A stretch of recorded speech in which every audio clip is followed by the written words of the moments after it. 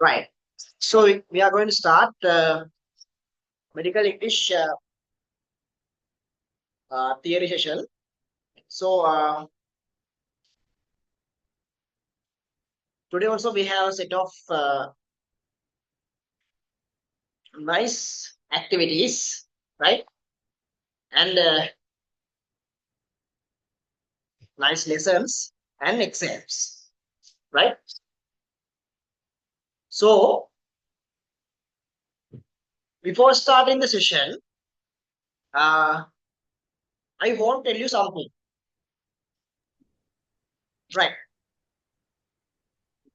It is this one actually. Now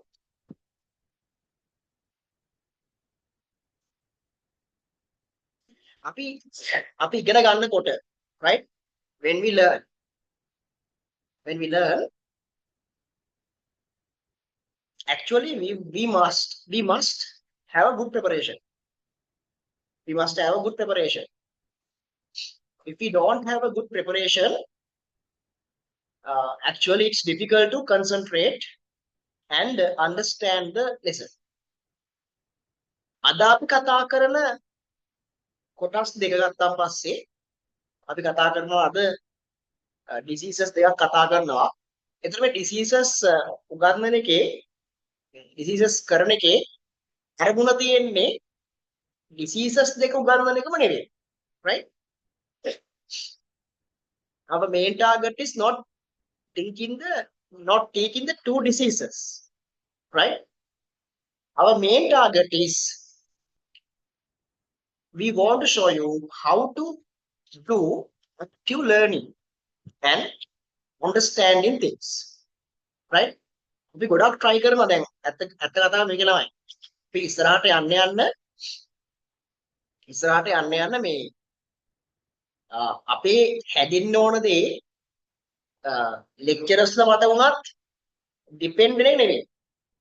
Don't depend on lecturers. එහෙම වෙන්න එපා. හරි? ඒක ෆියුචර් එකක් නෑ. ඒක මම අනිවාර්යයෙන්ම අවධාරණය කරනවා. ඔයාට ඉස්සරහට යන්න ඕන නම් ඔයාට තියෙන්න ඕන self learning skills. අනිවාර්යයෙන්ම තියෙන්න. self learning skills තියෙන්න.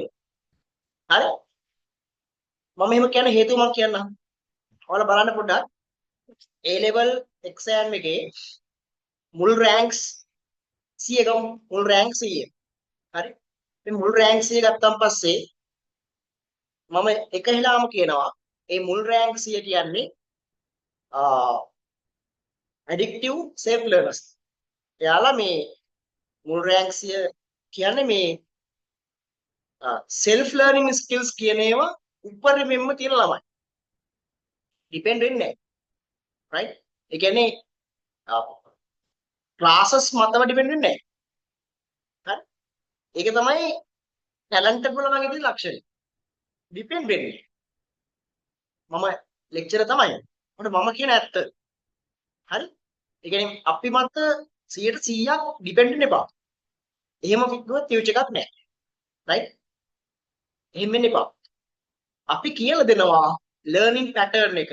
You must understand that and you must use it. You must use it when you learn. වා use කරන්න ඕන. හරිද? ඉතින් ද අපි කරන කොටස් ටික ගත්තාන් පස්සේ මේ කොටස් ටික කරන එකේ මගේ ටාගට් එක තියෙන්නේ අපි කතා කරන මේ diseases දෙක teach කරන්නේ නෙවෙයි. මම ඒක එකලාම කියනවා.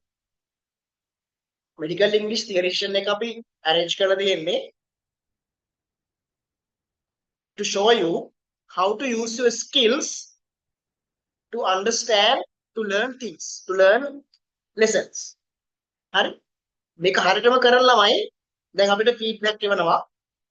So now actually after joining this medical english course, now there's a big change in myself. There's a big change. Now I am exploring, I'm searching information. I'm browsing internet and I'm searching. I'm watching videos, right? I make notes. Sometimes it has become one of my hobbies. එහෙම කියනවා. ඇත්තටම මම මෙහෙම කතාවක් අහන්න හරි ආසයි. මම එහෙම කතාවක් අහන්න හරි ආසයි. ඒ කියන්නේ අපේ different way of teaching අපි මේ උගන්වන එකේ ප්‍රතිඵලය තියෙන්නේ තවත් අපි මතම ඩිපෙන්ඩ් වෙන ශිෂ්‍යයෙක් හදන්නේ නෙවෙයි. අපිට ඕන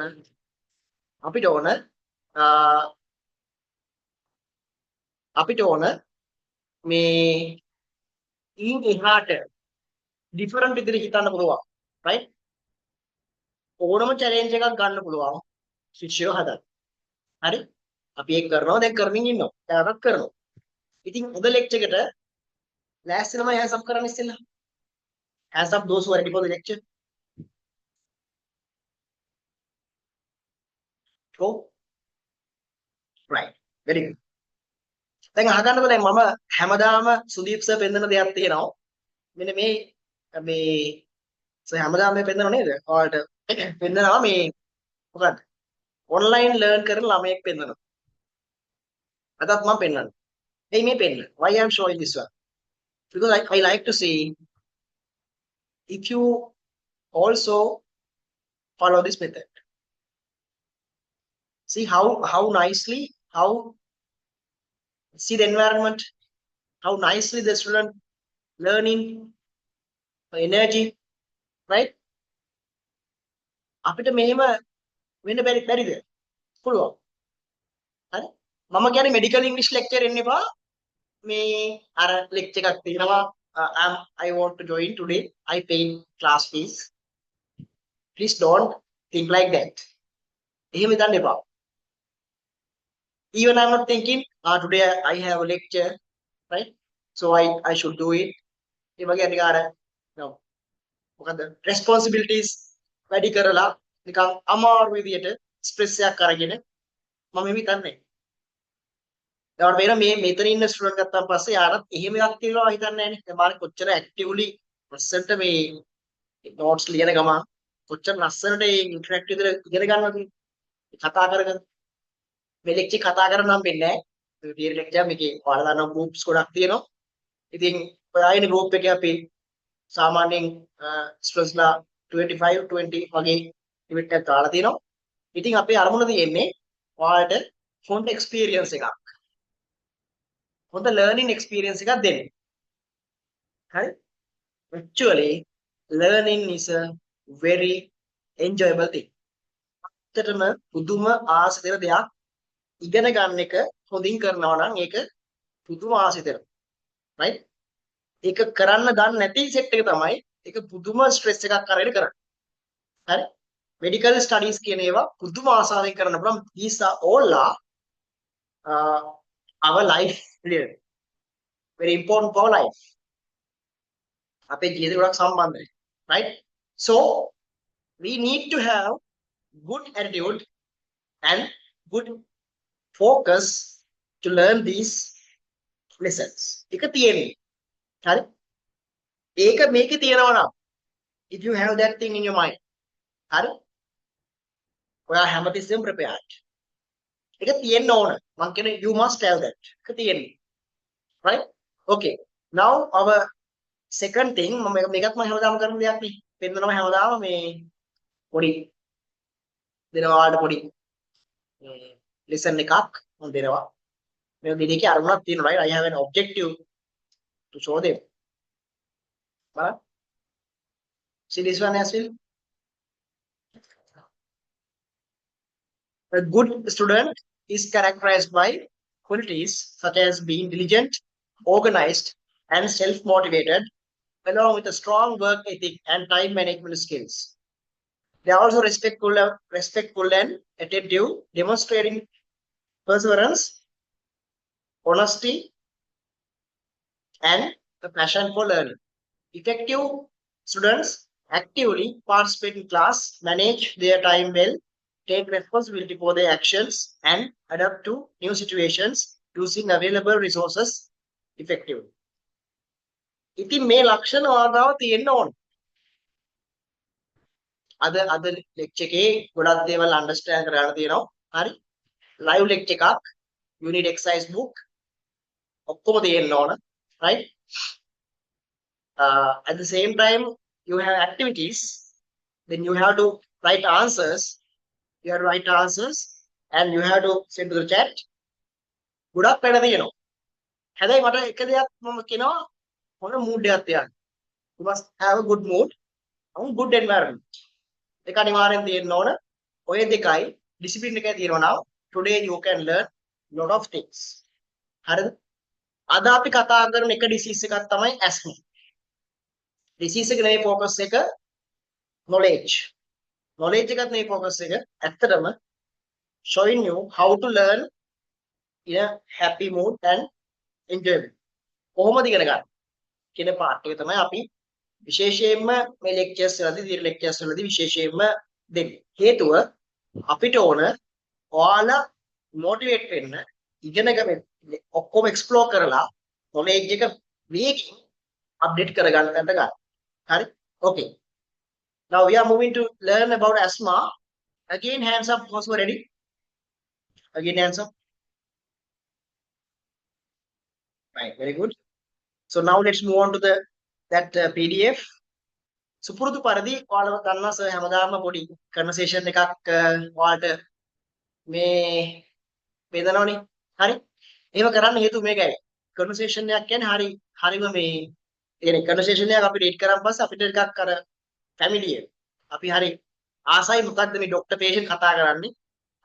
අපි ඒක කියවලි වෙරලා පොඩ්ඩක් ක්වෙස්චන් ටිකක් කරලා අපි දන්නවා ඊට පස්සේ ඇස්ම සම්බන්ධයෙන් අපි බලන වීඩියෝ එකක් අපි නෝට් එකක් බලනවා. හරිද?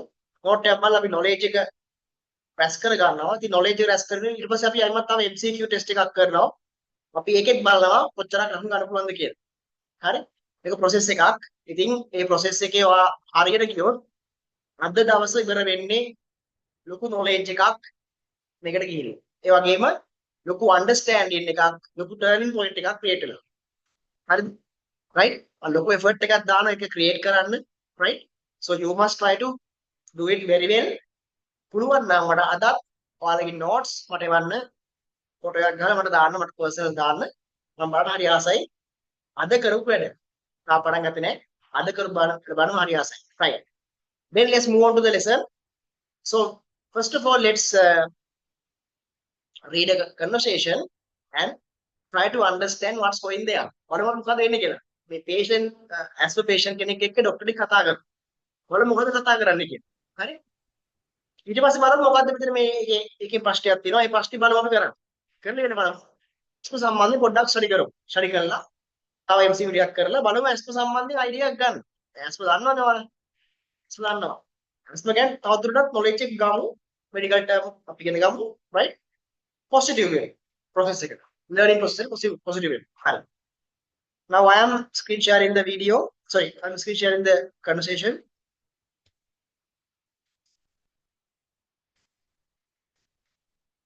Right. So based on this මේ conversation එකෙන් පස්සේ මේක හා සම්බන්ධ තියෙනවා fill in the blanks question එකක් තියෙනවා.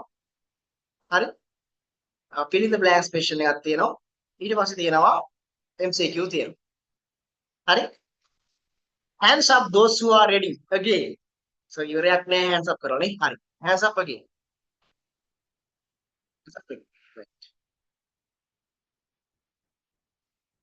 මොකද එහෙම තමයි. hands up කරා. mood එක හදාගන්න right? okay. හරි. now good luck පටන් ගන්න වැඩි. හරිද? බලන්න patient මේ ડોක්ටර් කියනවා good morning. How can I help you today?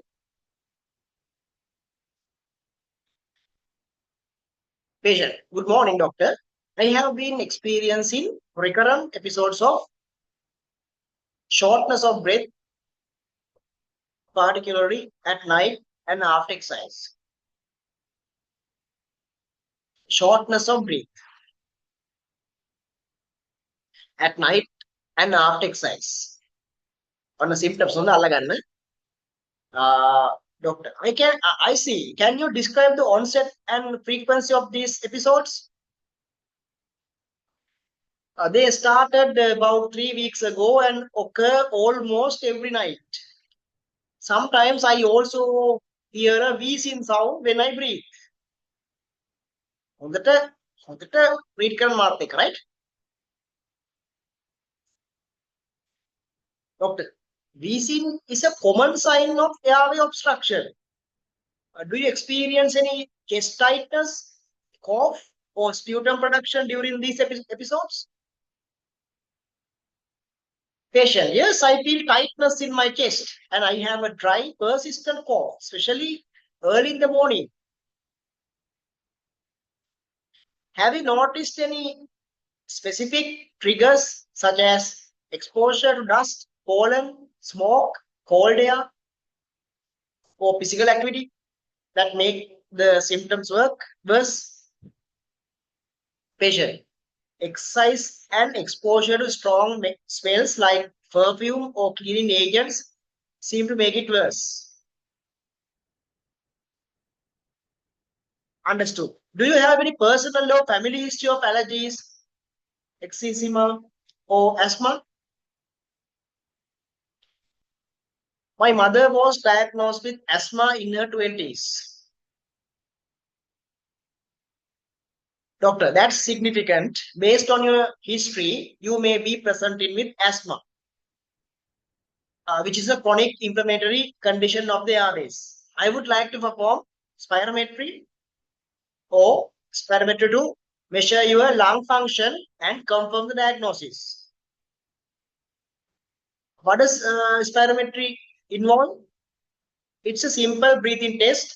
You will blow into a device that measures how much air you can exhale and how quickly.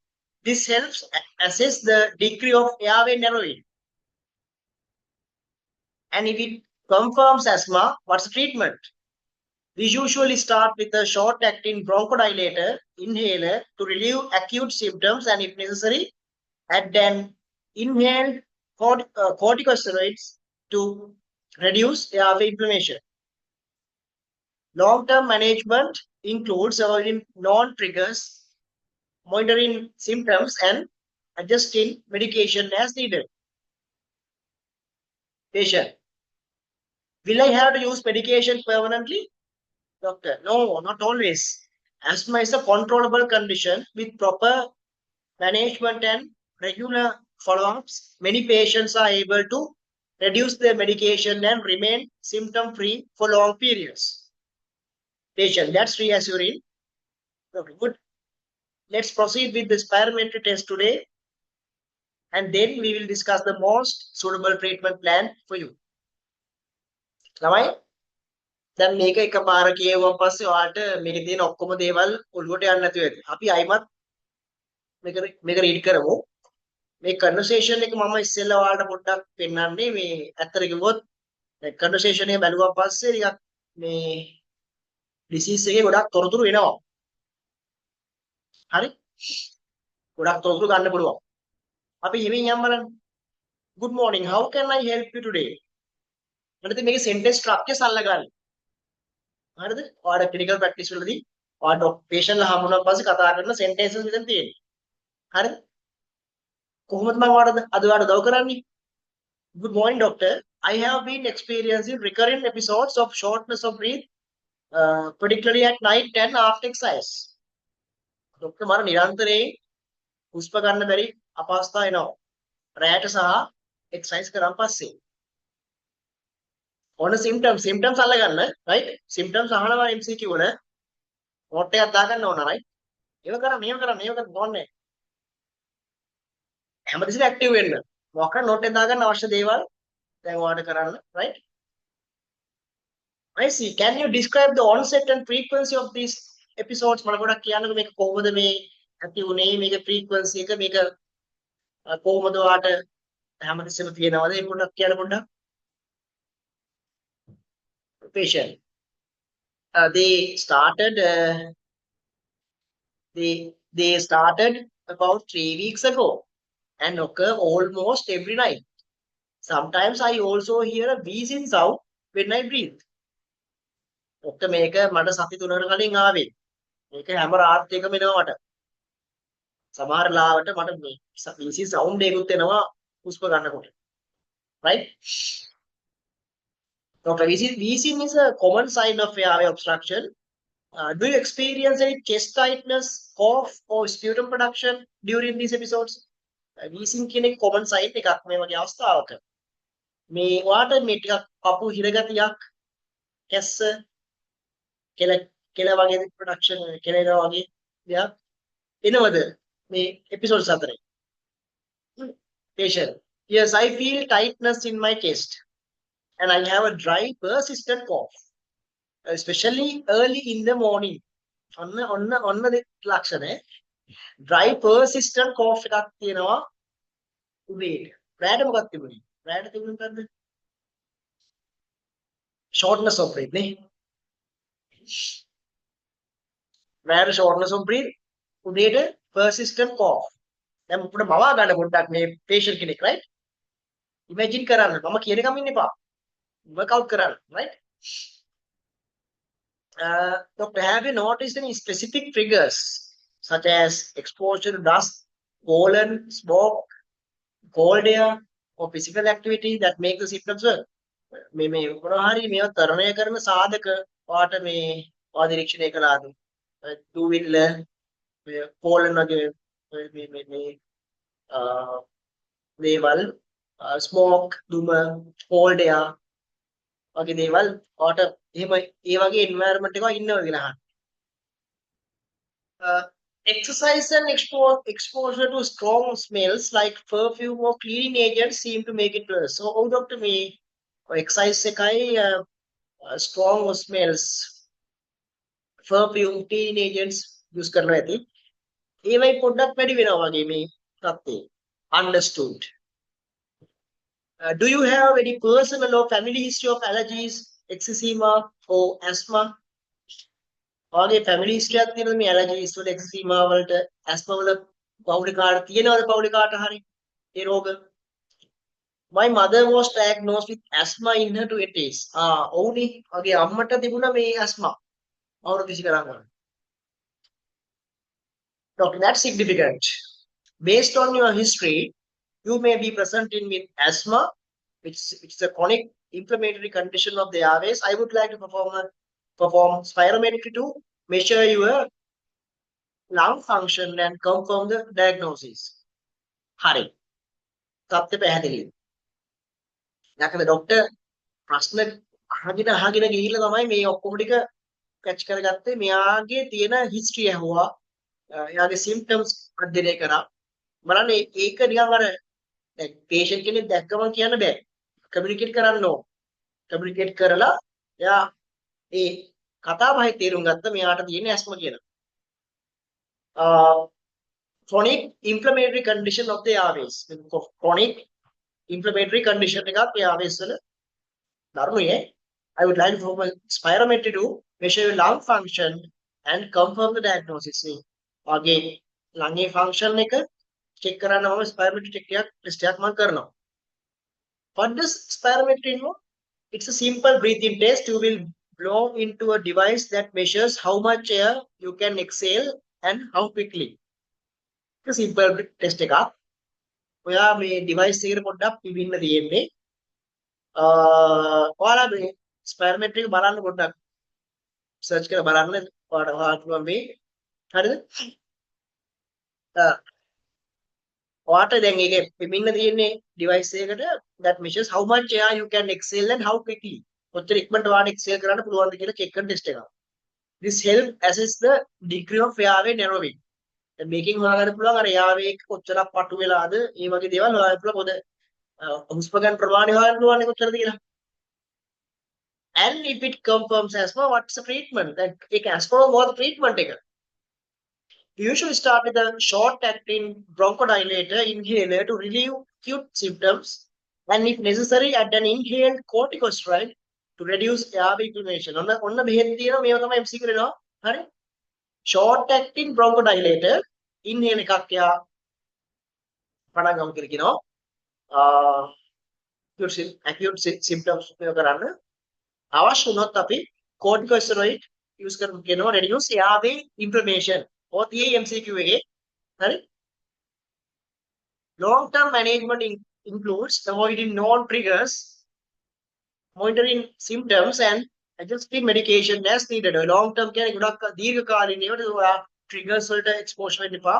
එයා කිව්වේ මොනවද එයා කිව්වේ perfume වගේ දේවල් exercise එක කිව්වේ ඒ වගේම symptoms monitor කරන්න කියලා කියනවා and medication වලට adjust කරන්න කියලා කියනවා. I will have to use medication permanently. දැන් මම ડોක්ටර් මේ මුළු ජීවිත කාලෙම use කරන්න ඕනද? මාන්නේ අහන ප්‍රශ්න. Not always, as is a controllable condition with proper management and regular follow-ups. Many patients are able to reduce their medication or remain symptom-free for long periods. එහෙම හිතන්න එපා. ඇස්ම කියන්නේ control කරන්න පුළුවන්.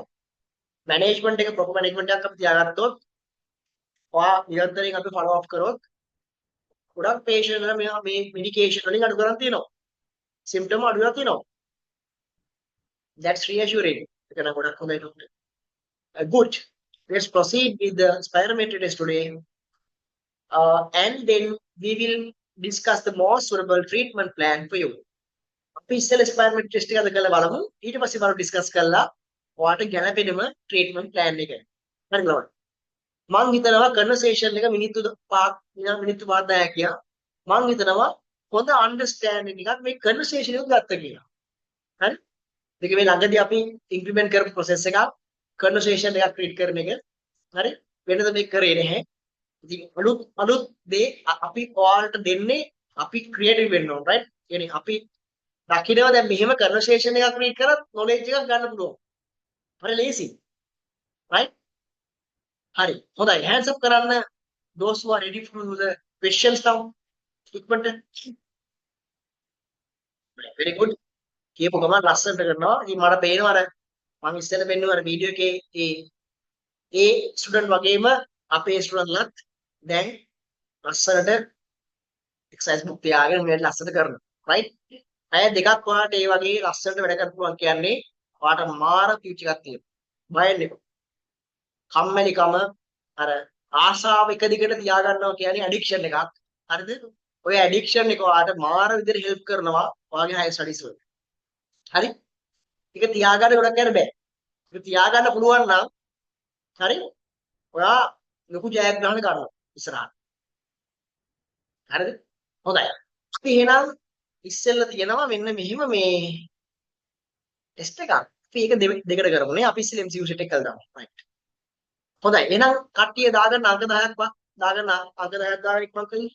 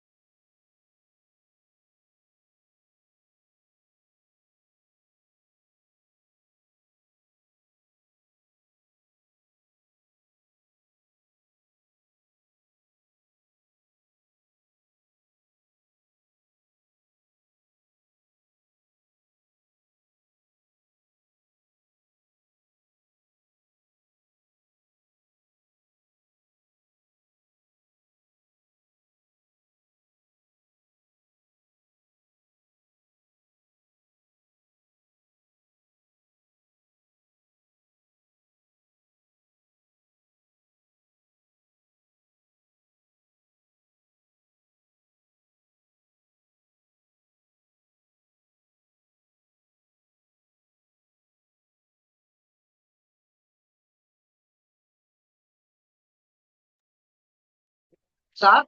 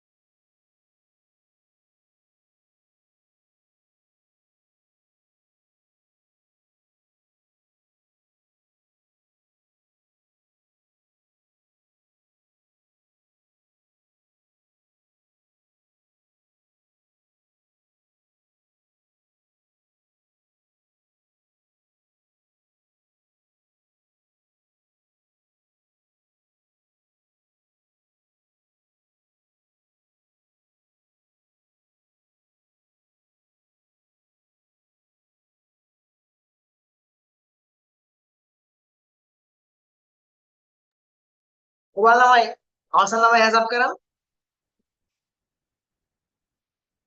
Right? You can send the answers to chat.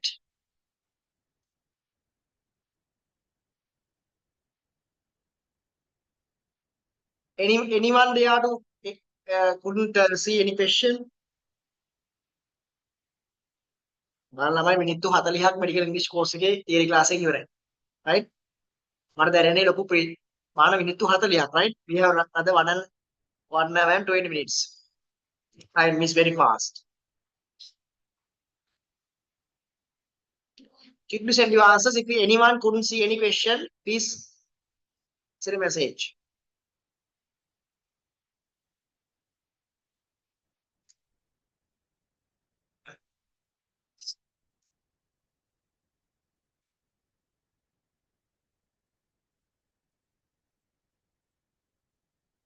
Right. Okay. Quickly send your answers. Quickly send your answers. Quickly. Hurry up.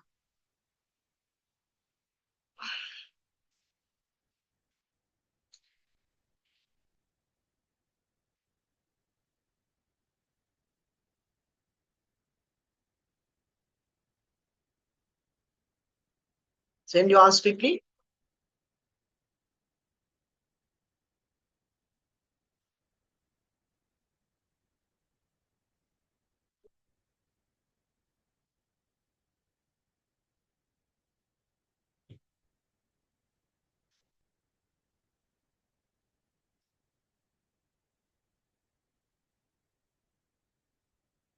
Right. Now let's see the answers. I'm going to screen share the answers.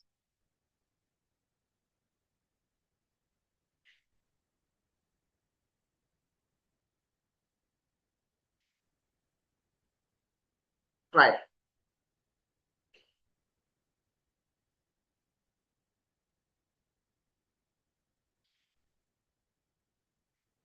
Okay.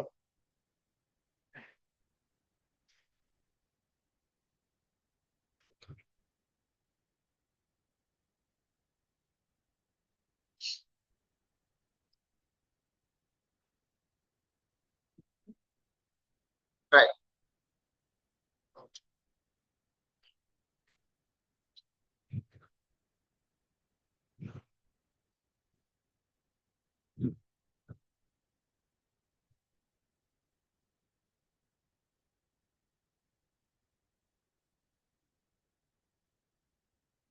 Right. Let's move on to the answers now.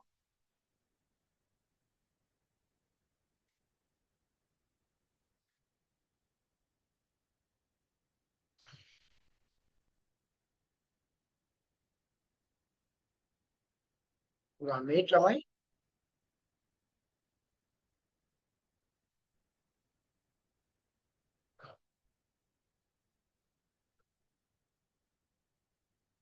Right.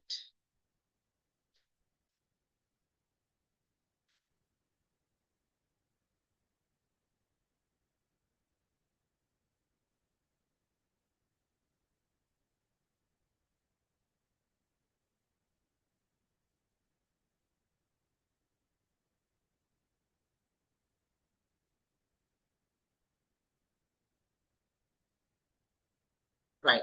So this is the answers. These are the answers.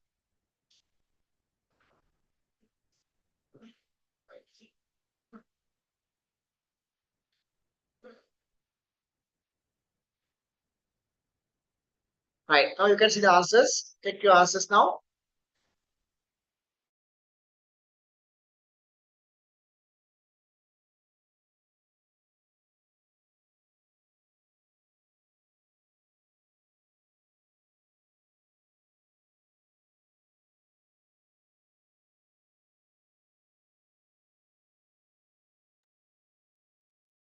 We need to know your marks now.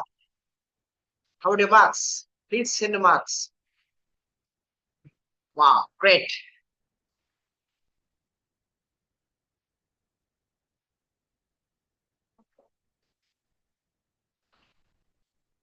Very good. Very good. ළමයි මිනිත්තු 40ක් වැඩ කළා. මිනිත්තු 40ක් වැඩ කළා. ලකුණු 100ක් ගත්ත කියන්නේ මාරයි නේද ළමයි? අන්න ඒක තමයි කියන්නේ. Right? ඉගෙන ගන්න ඕන satisfaction. You need to have satisfaction as well. ඒක තියෙන්න ඕන. ඔය ඔක්කොම තියා ගන්න ඕන. right? අපි ට්‍රිප් එකක් යනකොට අපි සතුටේ වැඩේ කරන්නේ. අපි ඉගෙන ගන්නකොටත් ඔබ තියාගන්න පුළුවන් නම්. right? අපිට උගන්වන්නත් ඒක තියාගන්න පුළුවන්. If you do it like a lifestyle, if you do it like a hobby, definitely you can enjoy it. ඒ වගේම තියාගන්න හොඳ ටාගට් එකක්. You must win. win කරන්න ඕන නම් mind එකේ කිසි දෙයක් තියෙන්න බෑ. empty mind. only focus. ප්‍රශ්න කියන ඒවා lecture time එකේ නෑ. ඒවා bucket එකේ right? ප්‍රශ්න කියන ඒවා ළමයි මෙහෙමයි. අපිට ප්‍රශ්න කියන ඒවා කොහොමත් වෙනවද ළමයි? right? Don't focus on those problems. right? only erase them. ලොකු ප්‍රශ්නවත් අයින් කරලා හොඳ මයින්ඩ් එකක් හදාගන්න පුළුවන් කියන්නේ මාර්ග දක්ෂතාවයක්. right? හරි? ඒක තමයි කියන්නේ you must have this addiction. හරි? ඒක හදාගන්න. මිසර් කියන ඇඩ්වයිසර්ස් පාහරට ගන්නව නම් ඔයාගේ පුදුම ඉම්ප්‍රූව්මන්ට් එකක් ඉක්මනට ගන්න පුළුවන්. හරි? මේක කියන්නේ මේ නිරායාසයෙන් ඉන්නේ මේ කියන දේවල්. හිතලා මතලා කියනව නෙවෙයි. right? මම කිව්වයි මගේ ටාගට් එක තියෙන්නේ ස්මාර්ට් ළමයි හදන එක. ස්මාර්ට් ළමයි බිල්ඩ් අප් කරන එක. හරිද? ලංකාවට නෙමෙයි ඉන්ටර්නැෂනල් මට්ටමට. හරි? ඉතින් අපිට ඕනම වෙලාවක knowledge එක ගන්න right වැඩ පෙන්නන්න පුළුවන්. හරිද? right. Now let's move on to do the makeup. I have also added some questions to fill in the blanks. Hands up those who are ready for this challenge as well. This is a new challenge. I haven't given this one before. This is new challenge. Right. Hands up those who are ready. Very good. දෙන්න ආයි නියම hands up එකක් දෙන්න ළමයි. හරිද? ඕක තමයි වගේ motivation එක. මම මොකද මේ memories එක කියන්නේ? හැමතිස්සෙම අලුත් කරගන්න. refresh කරගන්න. right? හැමතිස්සෙම refresh වෙන්න. හරිද? Then you can learn happily. නිකන් ඉගෙන ගන්නකොට භූමිකම්පාවක් වුණත් දැනෙන්න බෑ. හරි? අන්න මේ වගේ මයින්ඩ්සෙට් එකක් තියෙනද කරන්න දෙයක් නැහැ. හරි? අපි ඉගෙන ගන්න ගමන් ඉන්නේ ගෙදර ඉන්න මොන දේ වුණත් කරන්න දෙයක් නැහැ. අපි ඉන්නේ ඉගෙන ගන්න process එක. අන්න ඒ වගේ මයින්ඩ් එකක් තියාගන්නවා කියන්නේ ආයි end up වෙන්නේ හොඳම result වලින්. හැබැයි ඒකයි ලොකු ප්‍රශ්න වෙන්නත් පුළුවන්. මොකද මෙයාට සිහිය තියෙන මෙඩිසින් එකනේ. right? So okay. Now write the make your answers ලියන්න. ලියන්න ටක් ගාලා ලියන්න ඉක්මන් කරලා.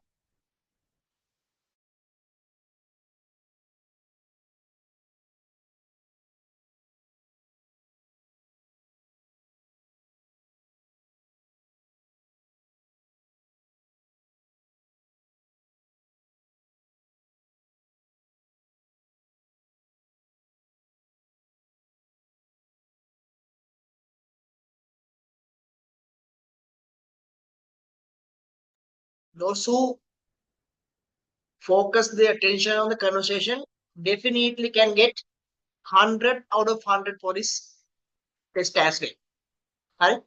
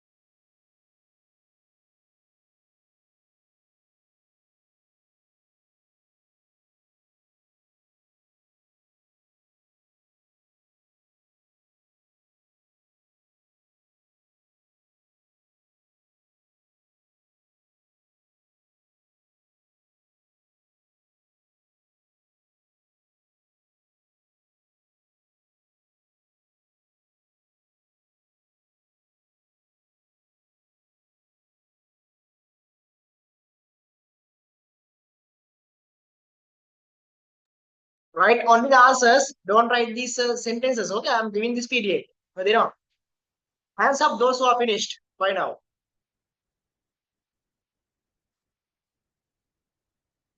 Okay, do it quickly.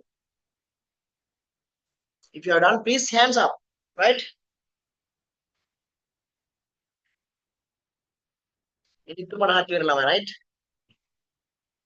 Waging කාලය යනවා. Time is going very fast. And we are updating our knowledge very fast. Right? Not in typical methods, in different active, interesting methods. Right? I don't think this is a typical method. This is something interesting and something new. Right? I thought about this method recently. Right? To convince, to get some knowledge actually. If we study a conversation, actually we can get knowledge about disease, and even we can understand how to discuss facts with the patients, right? And even we can understand the disease. Okay, hands up those who are still doing. ඉක්මනට hands up කරන්න මම විනාඩි දෙකක් තුනක් දෙන්නම්. ගොඩක් වැඩ කරන්න තියෙන ළමයි. මිනිත්තු 53ක් දැනුත් ඉවරයි. Right? Hands up those who are doing. I will give you like 2-3 minutes. Hands up those who are doing quickly. නැද්ද? කවුරුත් ඉවරද?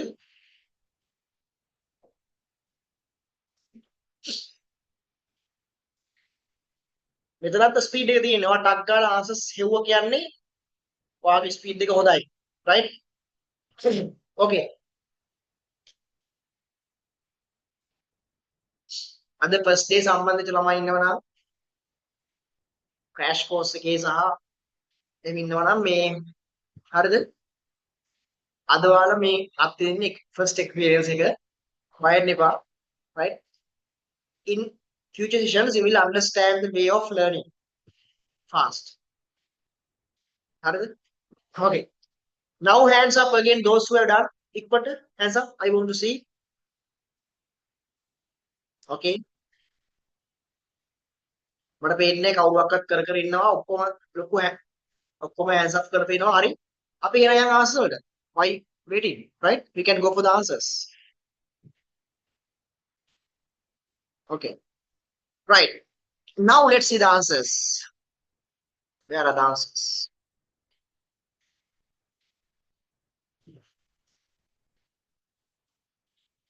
Right. These are the answers.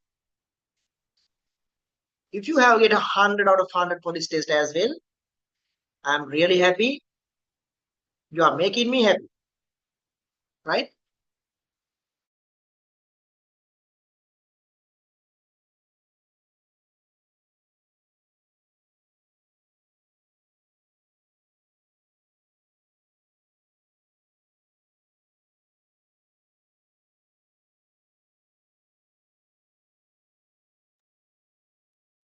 Now send marks. Send marks quickly.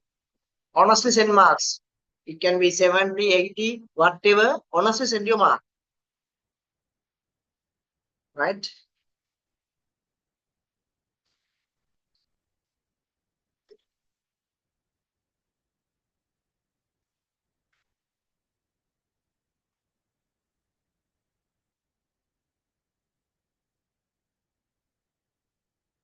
එකක් වැරදුනොත් දෙයක් වරදිනවා.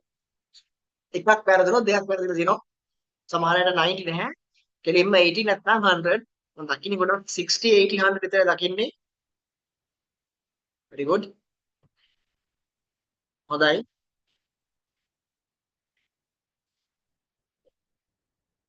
okay.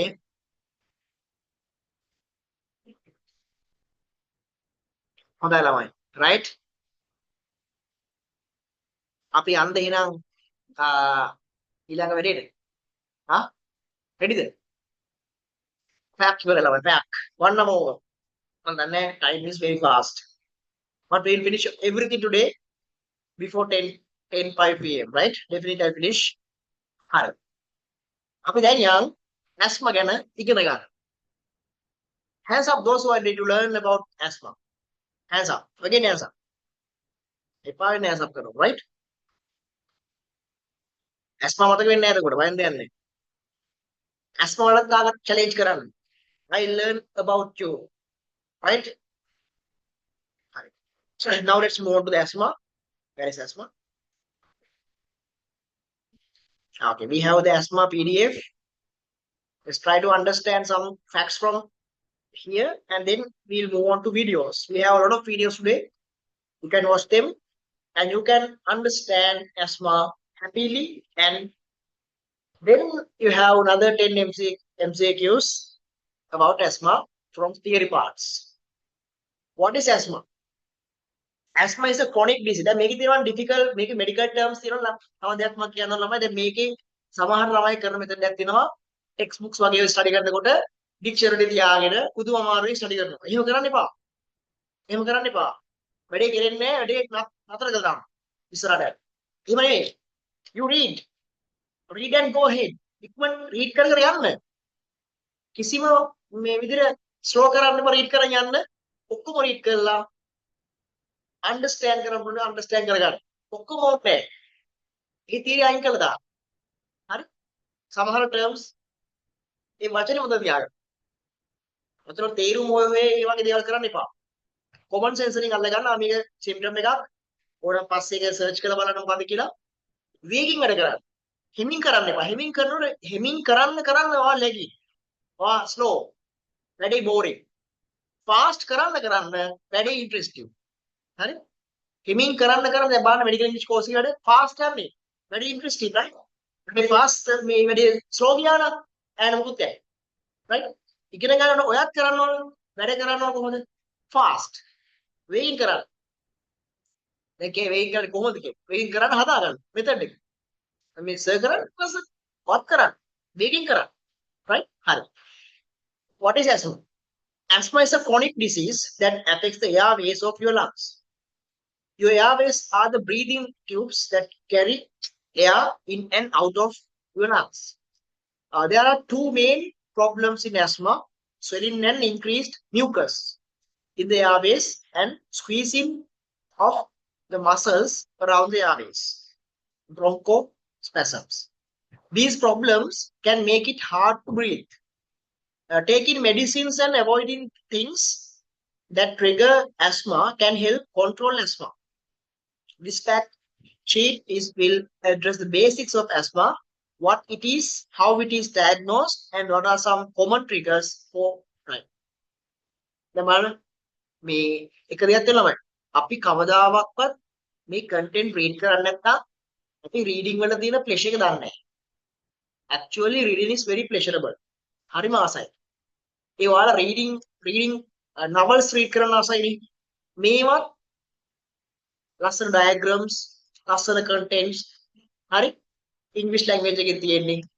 හරි කියවන ගමන් ඔළුවට ගන්න කරුණු basic knowledge එක අල්ලගන්න මෙතන මොකද කියන්නේ asthma is a chronic disease that affects the airways of your lungs chronic disease not acute disease your airways are the breathing tubes that carry air in and out of your lungs there are two main problems in asthma swelling and increased mucus inflammation in the airways and squeezing of the muscles around the airways bronchospasms these problems can make it hard to breathe හුස්ම ගන්න බැරි ප්‍රශ්නයක් ඇති කරනවා මේ mucus එකතු වෙන එක right inflammation මේ වගේම මේ narrow වෙන එක නිසා taking medicines and avoiding things that trigger asthma can help control asthma this fact sheet අපිට හුස්ම ගන්න බැරි වුණා කියන අපිට කොච්චර ප්‍රශ්න වෙනවද ඒතර asthma patient කෙනෙක්ට medicine ගන්න වෙනවා because of the inflammations ඒ වගේ දේවල් නිසා හරි how do I know if I have asthma ඔන්න අපි දන්න දැන් ඩයලොග් එකේ තිබුණා common symptoms of asthma include cough often dry and can have harsh bursts wheezing a whistling sound mainly when you breathe out through narrowed airways chest tightness shortness of breath which may occur with activity or even at rest ලස්සන content එකේ මට ඔක්කොම කියවෙන්නේ නැහැ බලන්න when you are having a problem with asthma you may feel like you are breathing through a straw because it is hard to move air through your narrowed airways. Cough is often a first symptom of an asthma problem. ළමයි මම පොඩි දෙයක් කියන මේක කියවන ASCII මම ගොඩක් දෙනා කියන එකත් අල්ලගන්න. ඔයා රීඩ් කරන්නේ නැත්නම් ඔයාට civic exams වල ලකුණු ගන්න අමාරුයි. හරි? ඔයා රීඩ් කරලා ඔයා අන්ඩර්ස්ටෑන්ඩ් කරගන්න නැත්නම් ඔයාට ආන්සර්ස් ලියන්න තේරෙන්නේ නැහැ. හරිද? reading writing connected. ඔයා රීඩ් කරන්න ඔයාට රයිට් කරන්න පැටර්න් එක අහුවෙනවා. හරි? හරිද? reading and writing connected. හොඳටම ලියන කට්ටිය කියන්නේ රීඩ් කරන කට්ටිය. දැන් තියෙන සිස්ටම් එකේ හැටියට අපේ new generations reading කියන එක කරන්නේ නැහැ. හරි? ඔයාලා ටැබ්ලට් යූස් කරනවා නම් ටැබ්ලට් ෆෝන්ස් යූස් කරනවා නම් e-books හරි රීඩ් කරන්න. ඇස්ප්‍රස් දෙනවා කරන්න දෙයක් නැහැ. හරි? ඒවට ඔයාලා ක්‍රම හදාගන්න. වෙන දෙයක් නැහැ. ඔයාලා e-books කියවන්න ආසයිනේ. තමයි hard copies අරන් කියවන්න library ගිහලා කියවන්න අකමැතිද? right? හොඳම මෙතඩොලොජි එක රීඩින් කියලා කියන්නේ. මම හිතනවා තව අවුරුදු කාලයක් ගියන් පස්සේ මේ රීඩින් කියන එක වෙන්න පුළුවන් තව තව. හැබැයි මතක තියාගන්න knowledge එක ගන්න තියෙන ලස්සන imaginations වලට යන හොඳ process එකක් තමයි රීඩින් කියන්නේ. or read කරුවා or ලියන්න පුළුවන් nicely. You can write nicely. So you read. Okay, ගොඩක් වචන අමාරුයි තියෙනෝනේ. Also read. read මග addiction එක හදාගන්න. වචන බල කරන්න එපා. බේකින් කියවගෙන යන්න. පුළුවන් ටික අල්ල ගන්න. read කරන්න. textbooks බඳලා ගන්න. හරි? ඒක ගන්න. ගොඩක් knowledge එකක් එනවා. පළවෙනි දවසේ දරුණාට read කරන් ගියන් පස්සේ knowledge එක එන්න ගන්නවා. හරිද? එතන හරි ආසයි වැඩි. okay. කරන්නේ මෙතන පොදු විල. ඒක කියන්නේ මේ නැත්තම් මේ process එකනේ කියලා දෙන්න මේ knowledge එක ගන්න ගමන් ගොඩක් advices දෙනවා ඔයාට ඔයාගේ level up කරගන්න. right? මේවා හොඳට අහගන්න ළමයින්ට 2026 වෙද්දි 27 වෙද්දි golden time එකක් එනවා. එයාලා ගොඩක් ඉස්සරහට ගිහිල්ලා happy moments වල ඉන්නේ හැමදෙස්සෙම. right? okay. Season. While asthma is a chronic disease, you may not have symptoms every day. You may have days with cough, wheeze, shortness of breath, on other days when you feel completely fine. ඔයාලට පේනවත් දන්නේ මම මේ read කරන content එක. හරිද? බලන්න zoom කරලා බලන්න. If you have symptoms often and they are interfering with your activities, you should talk to a healthcare provider. Diagnosing asthma. අපි දැක්ක spirometry test එකනේ මෙතනක් තියෙනවා. Asthma is usually suspected by a healthcare provider based on a pattern of symptoms and response to medicine called bronchodilator that can relieve the squeezing of the muscles around the airways. In people over 5 years of age, a breathing test called spirometry helps confirm the diagnosis. The test can detect narrowing in the airways. Right. ගොඩක් content එකක් තියෙනවා අපිට කියන්න ලන්නේ. මම පෙන්නන්නේ ඔයාලට දැන් what triggers asthma symptoms then trigger කරන දේවල් ගන්නවා මේ තියෙන්නේ exercise හරි ඊට පස්සේ medication including aspirin and beta blockers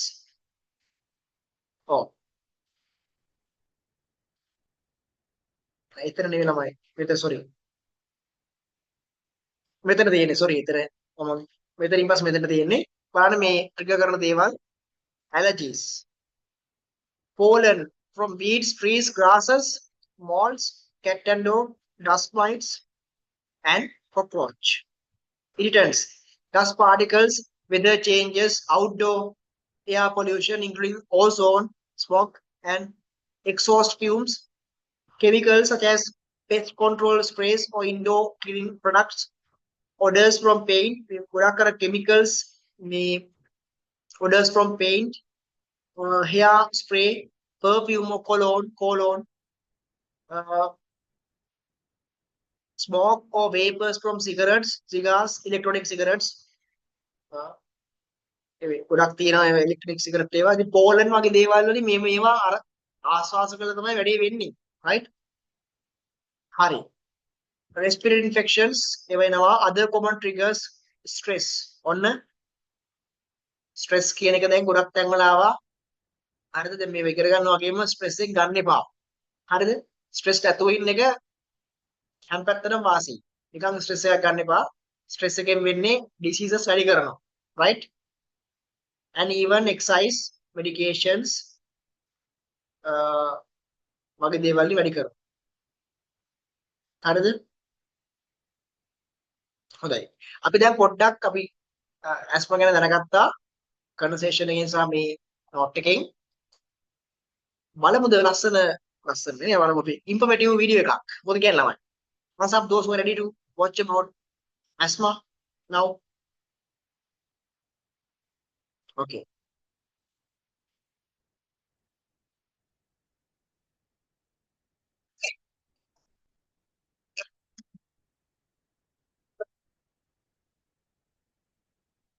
Right.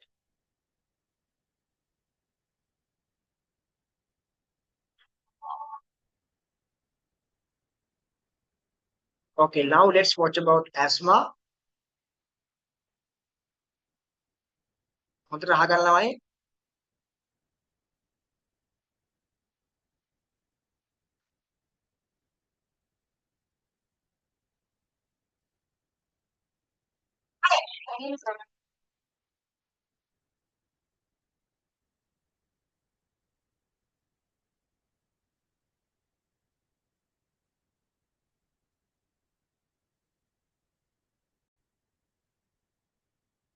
So now listen properly. They summarize about asthma. Try to have some understanding about asthma. Okay.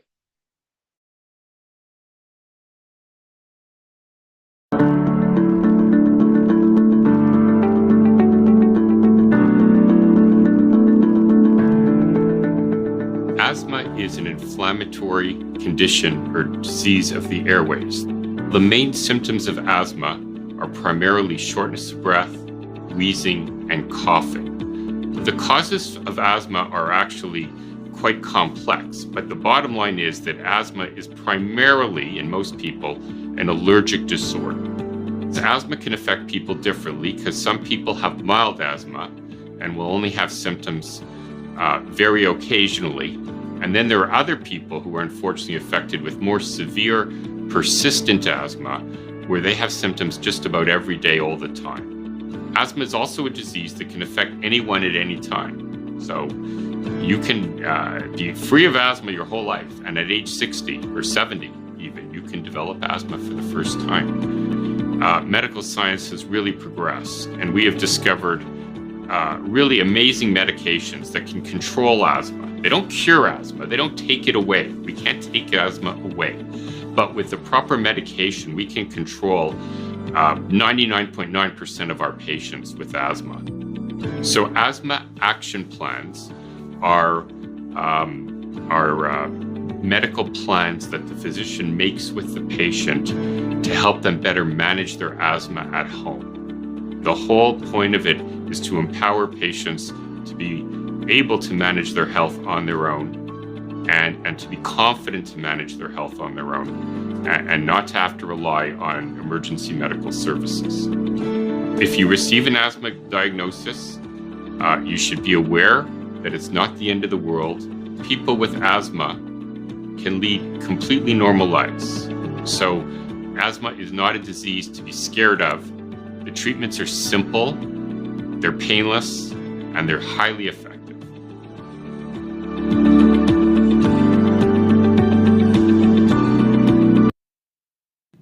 Hi, my name is Arvine Tatey, and I am one of the allergy and asthma specialists at Mayo Clinic Jacksonville. Today I'm going to be talking to you about asthma. Asthma is a treatable but not curable condition where you have inflammation, mucus, and spasm in the small airways.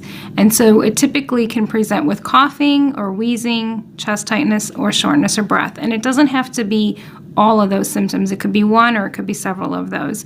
It affects both children and adults, and typically in children will present more with the coughing, where the child may cough, cough, cough to the point of gagging or gasping for air or even vomiting, perhaps after crying or laughing or playing outside. In adults, it can present more with the wheezing or the shortness of breath or chest tightness. and it accounts for a significant number of lost productivity, both in the number of days of work missed as well as missed school days. And in research that has been collected over time, it accounts for $56 billion in both direct and indirect costs related to the management of asthma. The history is very important. When you come in, either the parent or the patient if it's an adult patient will be asked many questions related to what the symptoms are, when do they occur during the night, what makes them better, what makes them worse, and based on that, if there's some suggestion of asthma, if there's also a family history of asthma, that increases an individual's risk. We would go ahead and do pulmonary function testing, usually in children above 6 years of age. We can do pulmonary function testing, which will give us an objective measure of a person's lung function. And then based on those results, we can make the diagnosis of asthma.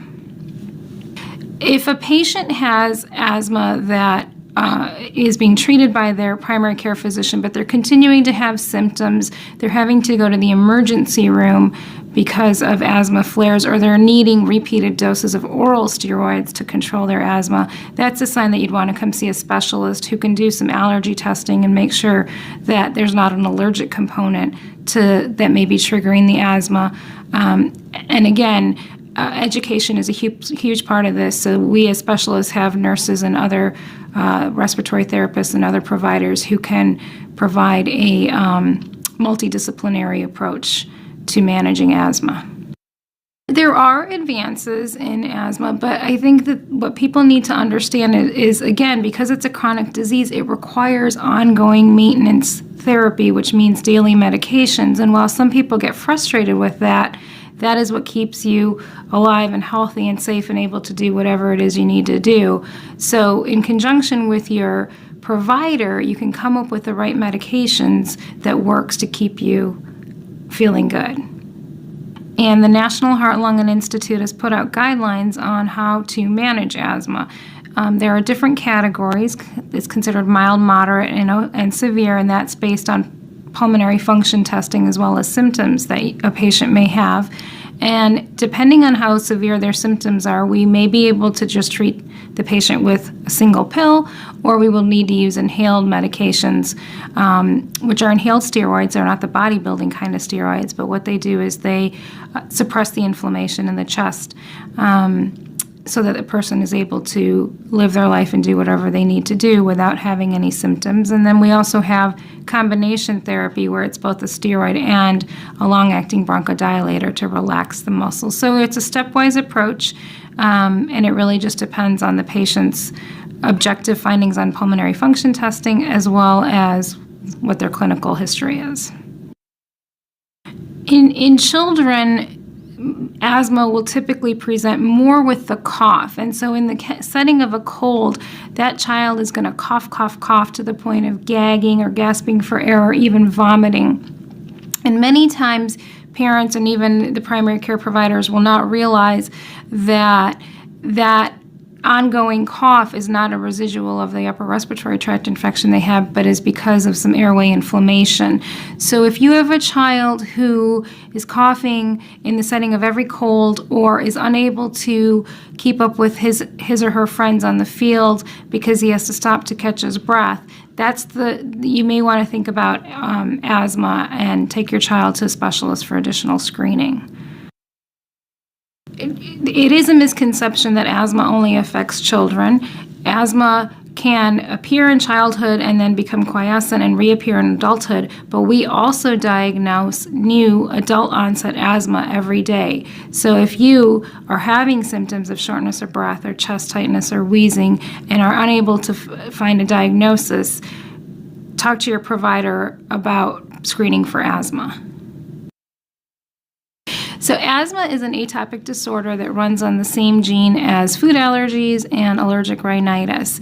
Allergic rhinitis, or hay fever symptoms as some people like to call it, is where you have symptoms of itchy watery eyes or itchy runny nose or sneezing. And we now know that there is a very profound link between the upper airway and the lower airway. So if your allergies are not well controlled, that can trigger lower airway inflammation. Again, if you're having asthma symptoms, you always want to make sure that allergies are not a potential trigger. Exercise-induced asthma, which is also called exercise-induced bronchospasm, is fairly common. And what happens in the setting of vigorous exercise, patients may experience coughing or wheezing or chest tightness. And what we tell patients to do is to use their short-acting bronchodilator, which will relax the smooth muscle, about 15 to 30 minutes before they're going to exercise. What that does is that opens up the airway, allows them to exercise. They don't have symptoms while they're performing their activity or afterwards. So patients who do have exercise-induced asthma, by all means, could and should continue to exercise. When asthma is completely controlled both in children and adults, it should not affect the individual's quality of life. They should be able to do any and all activities that they desire without any hindrance. So in summary, while asthma is a chronic condition that is treatable, though not curable, it is important to remember that with appropriate care and ongoing management, asthma should not affect one's quality of life. You can and should be able to do whatever you choose to do. If you would like more information, please visit our website. Right. Hands up those who understood that content. I think we went through that conversation and even we studied about that disease. So that doctor explains about asthma. Did you understand? Please hands up, raise your hand if you understood. I can see some students now raise their hands. Very good. ඉතින් මේක තමයි වෙන්න ඕන ළමයි. දැන් ඕක මම first ඉස්සෙල්ලා වෙන්න ඕන. I am pretty sure that you can't understand. You will complain me. I can understand. See, when your mind ready, when you have the knowledge in your mind, when the doctor tells the same thing, you can quickly catch that. Right. We have another video. Let's watch that as well. Then we have to face the MCQ test. So this is something about asthma.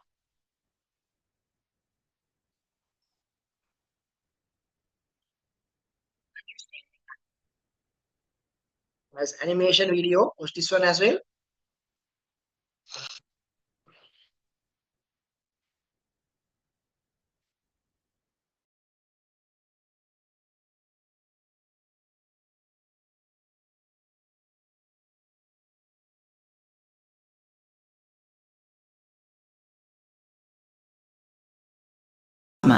Mild, moderate, and severe. Asthma is a chronic, long-lasting lung condition that causes coughing, wheezing, and breathing problems. It happens when inflammation and changes in the lungs reduce the flow of oxygen into the blood. You get less oxygen to all your cells, which is needed to survive. Asthma can be a serious condition. Without proper treatment, the lungs become damaged and breathing becomes more difficult. Sudden symptoms can even cause death. Asthma has no cure, but medication can control symptoms and keep the lungs working as well as possible.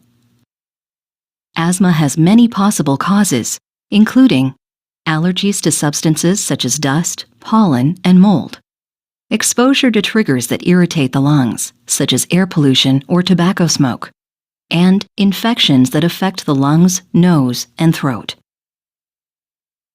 Asthma symptoms include coughing, wheezing, chest tightness, and shortness of breath. If you have mild asthma, these symptoms can happen about twice a week.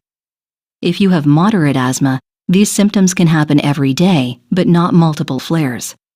If you have severe asthma, these symptoms can happen several times a day, even if you take medication. Your lungs contain small tubes called airways. When you breathe, air passes into these tubes. The oxygen enters your bloodstream through tiny sacs at the end of the airways, and your blood vessels carry it through your body. Asthma inflames the airways, so they produce more mucus than normal. Air does not travel through them as well. Over time, they also become stiffer and thicker, not healthy and flexible. Mild and moderate asthma usually improve with regular medication. Severe asthma may not improve even if you take several medications. Other signs of severe asthma are visiting the ER or hospital, using a quick relief medicine more than 2 times per week, other than using it before you exercise if your doctor told you to do this, needing a new quick relief inhaler more than 2 times per year, needing to take steroid pills by mouth 2 times per year or more, and having difficulty with everyday activities such as school, work, or doing things around your home. If you take high doses of asthma control medicines as directed, avoid things that could trigger a flare, and still have symptoms, you could have severe asthma. Knowing the cause of severe asthma can be helpful in controlling it. Doctors now know there are at least 4 types of severe asthma: allergic asthma, asthma related to having too many of a type of white blood cell called eosinophils, asthma related to having too many of a different type of white blood cell called neutrophils, and asthma that happens when the muscles in your airways become overdeveloped, called airway smooth muscle hypertrophy. An asthma flare is when symptoms get worse suddenly. You might start coughing or not get enough air. If so, you need to use your quick relief medicine. If your symptoms do not get better, you need emergency care. Avoiding this type of flare is an important reason to take controller medication regularly. Medicines that relieve asthma symptoms quickly are called quick relief or rescue medicines. You breathe them through a handheld inhaler or nebulizer. You might use a spacer with an inhaler or a mask with a nebulizer. A mask or spacer helps you get the right amount of medicine. Use your quick relief medicines as advised by your doctor when you have asthma symptoms. Medicines that control asthma in the long term act on inflammation, swelling, and mucus that cause symptoms and damage. These are called control or maintenance medicines. You take these medicines every day whether you have symptoms or not. If you have severe asthma, these medicines might not be enough. Treatment for severe asthma can help. This can include medicines called biologics. These medicines act on a specific molecule to treat the cause of asthma. If you have severe asthma, you need to see an asthma specialist regularly. They can help you find a treatment that targets your specific type of asthma. Severe asthma will not go away, although your symptoms might change over time. Having severe asthma can change your airways. The muscles can become thicker and overdeveloped, making it harder to get air through the lungs. You might need treatment called bronchial thermoplasty to smooth out the overdeveloped muscles. This helps them work better. Tell your doctor about any problems, such as not being able to afford your medicine or having new symptoms. With the right medication and treatment, even people with severe asthma have hope.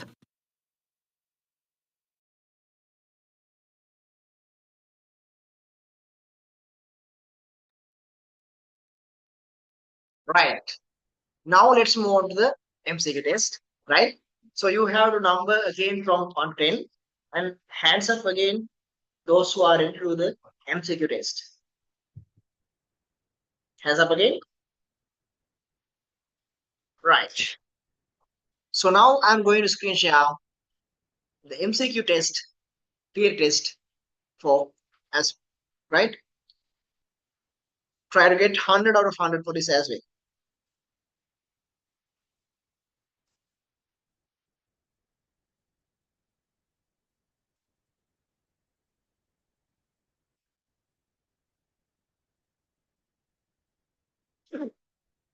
This is the MCQ. Start.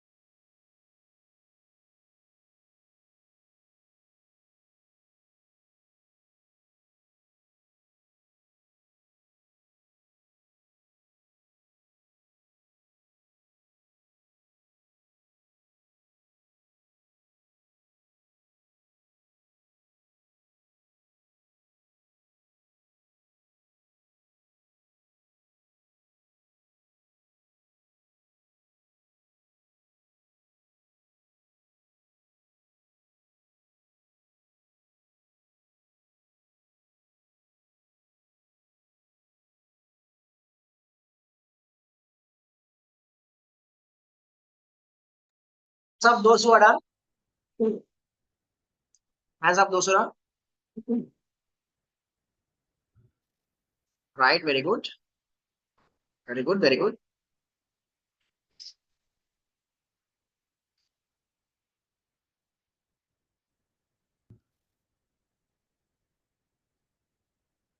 If you couldn't see any MCQ, please let me know. Right, send your answers as well.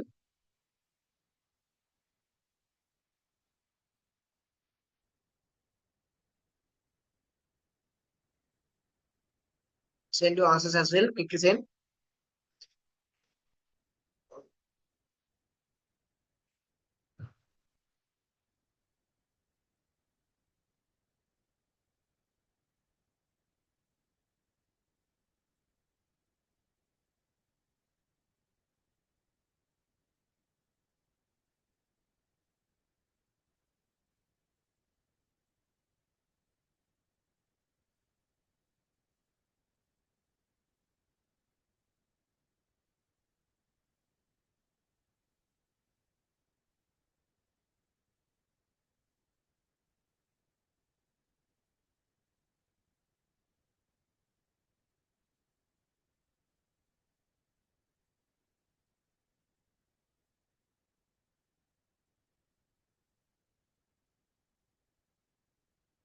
Right, send your answers. Quickly send.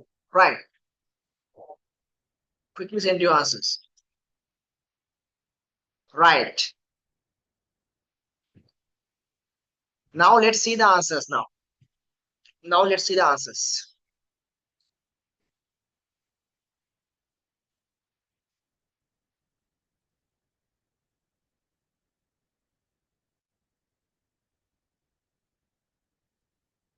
Okay.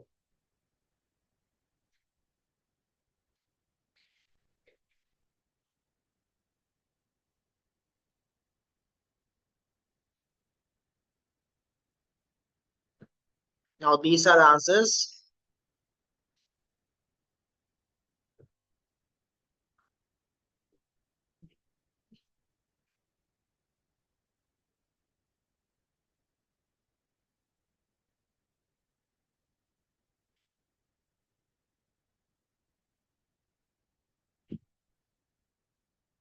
Now see the answers.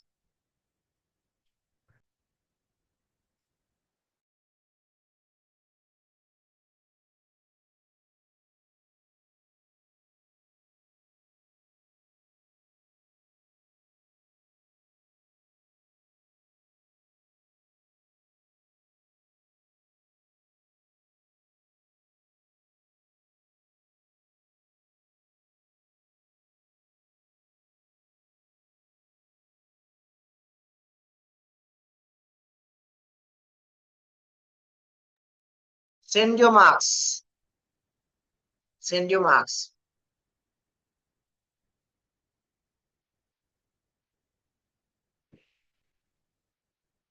Okay.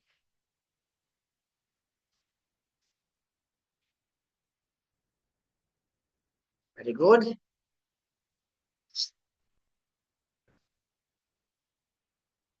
Very good. Very right. Okay. Now we'll see the tute again.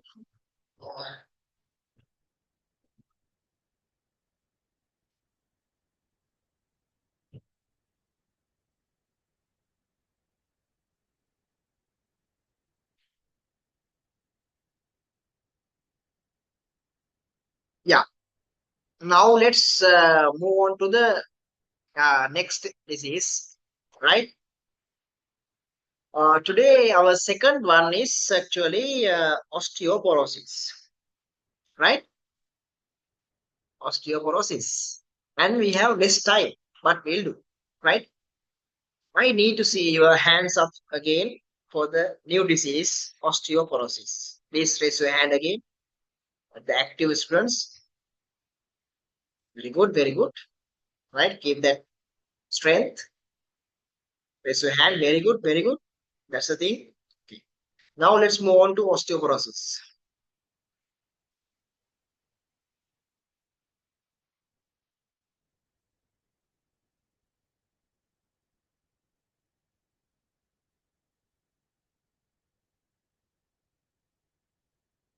Right.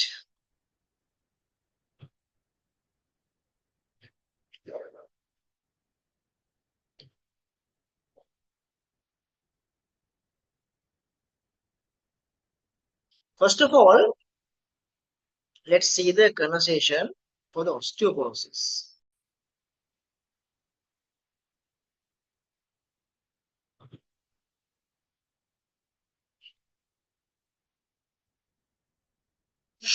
Doctor, good morning. What brings you in today? What brings you in today?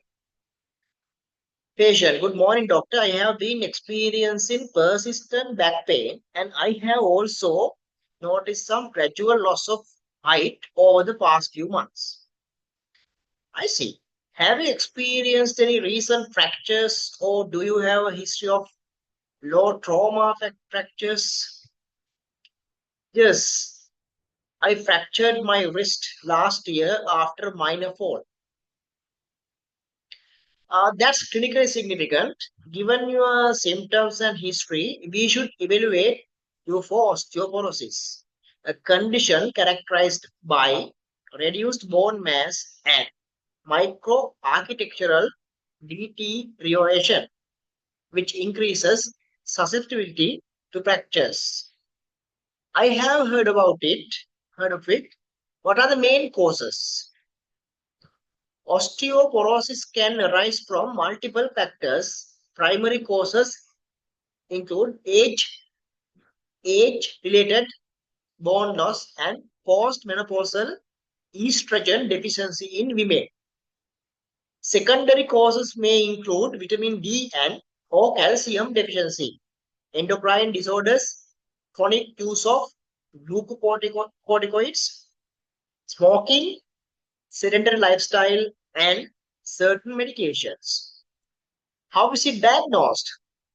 The gold standard is a DEXA scan, dual energy X-ray absorptiometry, which quantifies bone mineral density.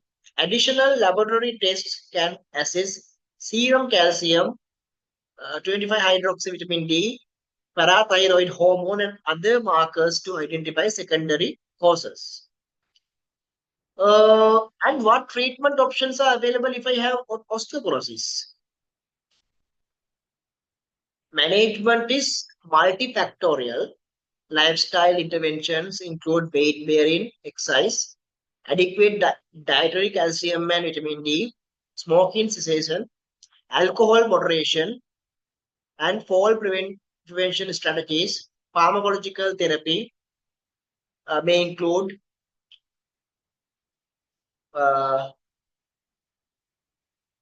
bisphosphonates, selective estrogen receptor modulators, denosum, or anabolic agents like teriparatide, depending on fracture risk and comorbidities. Patient, are there any potential side effects from these medications? Yes. Biphosphonates may occasionally cause gastrointestinal irritation, no, rarely osteonecrosis of the jaw. Denosum discontinuation can lead to rebound vertebral fractures. Teriparatide use is limited to 2 years due to potential risk observed in animal studies. We'll tailor therapy to minimize risks. Patient, what can I do immediately to protect my bones? Doctor, begin with regular weight bearing exercise. Ensure sufficient calcium and vitamin D intake. Avoid smoking. Limit alcohol, and we'll schedule a DEXA scan to assess your bone density and determine if medication is needed. Thank you, doctor. I'll follow your advice. මේ conversation එකට අදාළ MCQ ටික තියෙනවා. මේ ටික ඔයාලට මම අද මේක දෙනවා මේ ඔයාලට ඒ කියන්නේ මේක ටිකක් ස්ටඩි කරලා කරන්න මම දෙනවා. හරිද? නැත්නම් මම මේ AMCQ ටික අනිත් දවසේ කරනවා. ඉතින් ටයිම් එකත් එක්ක අපි මේ ඔස්ටියෝපොරොසිස් ගැන මේ අපි ටිකක් ස්ටඩි කරමු. ඉතින් ටයිම් එකේ ස්ටඩි කරලා අපි ඊට පස්සේ බලමු මේ තියරි MCQ ටික කරන්න. මොකද ඔයාලට මේ ටියුටර් දුන්නාන් පස්සේ ඔයාලට මේක කරන්න පුළුවන්. මට මේක ස්පෝකන් ක්ලාස් එක උනත් ආන්සර්ස් දෙන්න පුළුවන් ඔයාලට. ඒ ටික ඔයා කරන්න. මේක දැන් ටයිම් මදි නිසා ફોකස් කරලා කරන්න. මේකේ ක්වෙස්චන් ටික තියෙනවනේ. මම PDF එක දානවා group එකට. ඔයාලා කරන්න. කැමති ළමයෙක් ඉන්නවා මට ඕනනම් ආන්සර්ස් දාන්න. මම එතකොට පර්සනලි දාන්න මම ආන්සර්ස් ටික දෙන්නම්. නැත්නම් ස්පෝකන් ක්ලාස් එකේදී හරි මතක් කරන්න මම එතකොටත් ආන්සර්ස් ටික දෙන්නම්. හරි? අපි මේකේ පොඩ්ඩක් තියරි පාර්ට් එක අන්ඩර්ස්ටෑන්ඩ් කරන්න යමු. ඔස්ටියෝපොරොසිස් ගැන පොඩ්ඩක් අන්ඩර්ස්ටෑන්ඩ් එකක් ගමු. ඒක මොකද ක්ලාස් එකේදී මම කරන්න ඕන. අයිමත් ටයිම් එකක් හම්බෙන්නේ නැති නිසා. හරිද? right. එන ඔස්ටියෝපොරොසිස් ගැන පොඩ්ඩක් ස්ටඩි කරමු අපි.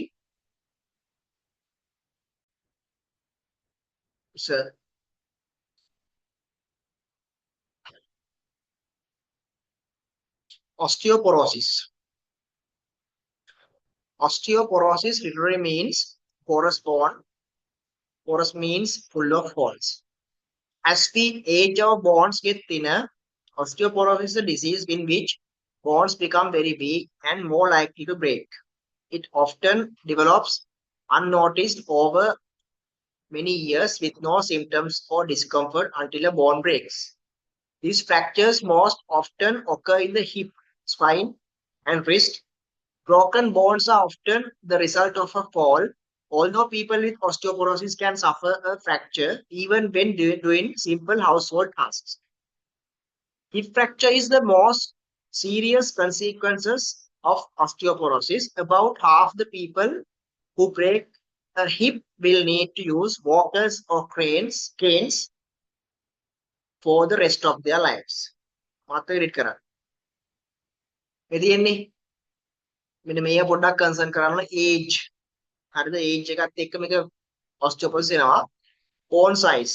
People with small thin bills are at risk. කියන්නේ small කියන්නේ සාමාන්‍ය ටිකක් small නම් මේකේ risk එක වැඩි. හරි? ethnicity ඒ වුණාට ඒවට ක්‍රම තියෙනවා බය වෙන්න එපා. Osteoporosis can affect anytime anyone, but Asian people are more likely to develop it.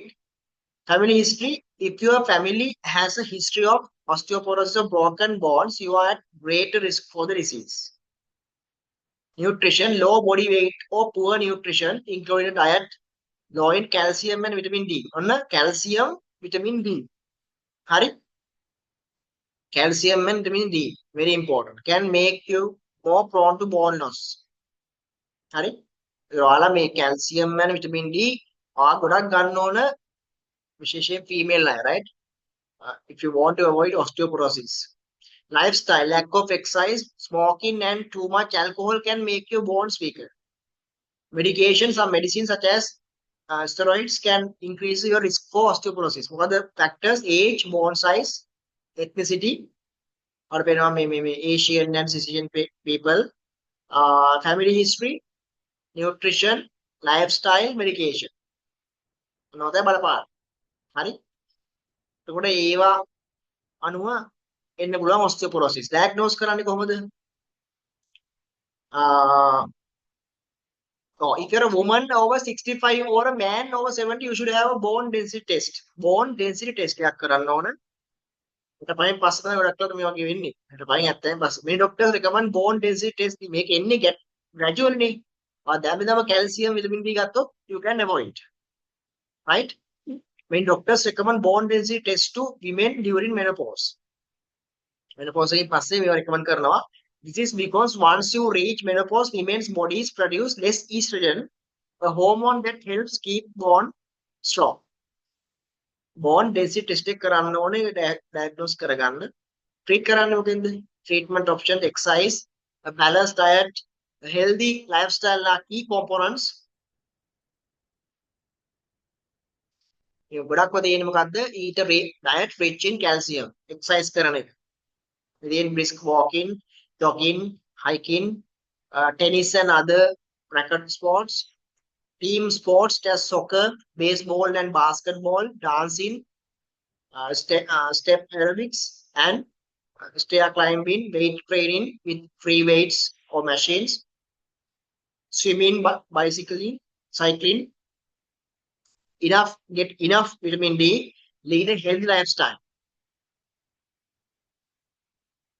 ඔන්න ඉතින් අපි පොඩ්ඩක් ඩිස්කස් කරා. ඉතින් ඒ සම්බන්ධව අපි දැන් osteoporosis explain කරන මේ බලමු වීඩියෝ එකක්.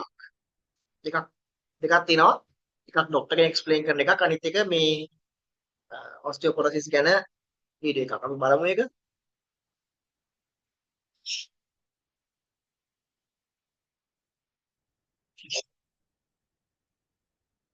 It also protects our organs, but it is much more than just. Right, let's watch it.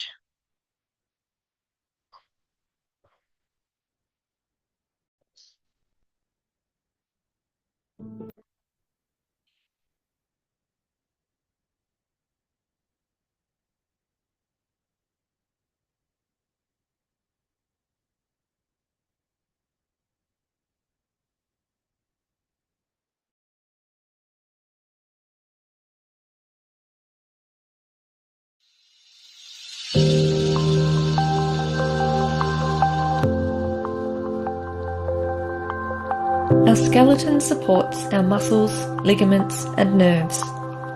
It also protects our organs, but it is much more than just a scaffold. It is a living organ that is very dynamic. It is designed to absorb impact and can flex and stretch as we move. It grows with us, changing and adapting in response to various situations, such as during times of different nutritional needs or after an injury, where bones may need to repair. And it also decays with us. We could better understand the impact of our bones on our health and well-being if we could get deep inside a bone and see the rigid structure that gives bones their shape, and to watch the microscopic changes that happen in response to different situations. Inside our bones you would see a dynamic and crowded space, packed with many different types of cells, each with an individual role, but working together to keep you healthy. Some cells here in the bone marrow divide and enter the blood circulation to become red blood cells. Others mature from stem cells to become part of the immune system. You can see the bone structure itself is made up of a calcified matrix. This is made up of collagen and minerals. The cells that form part of the bone matrix are called osteocytes. On the surface of the bone, you can see two main types of cells that constantly work together in a delicate balance to remodel and repair bone. Here you can see the osteoclasts resorbing bone. These cells work together with osteoblasts that can be seen here, building new bone. During growth and development, more bone is built than is resorbed, allowing our bones to lengthen and strengthen. But this relies on adequate weight-bearing exercise and appropriate nutrition. It is only up to about 30 years of age that we can increase the strength and density of our bones. After this time, our bones start to decay. This means that bones that do not experience enough exercise and do not receive enough calcium and vitamin D during the critical years are less dense, weaker, and more likely to develop osteoporosis and fracture. There are some medications that can help manage osteoporosis, and researchers are working hard to find ways to reverse the biological bone clock and to prevent and treat excess bone decay. However, it is still a major health concern, and the message is clear: to invest early in bone health before it's too late.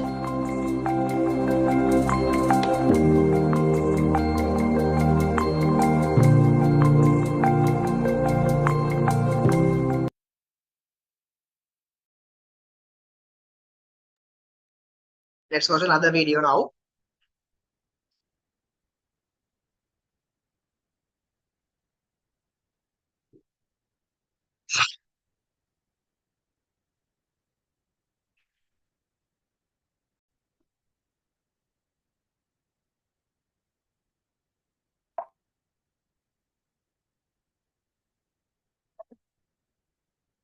Makes it easy. Makes their life videos, practice questions, and good read today.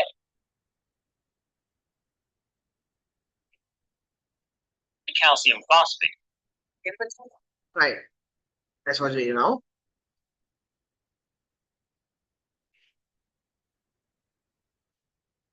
Osteoporosis is a times it's related to underlying genetic variety of factors. We think that it's a systemic.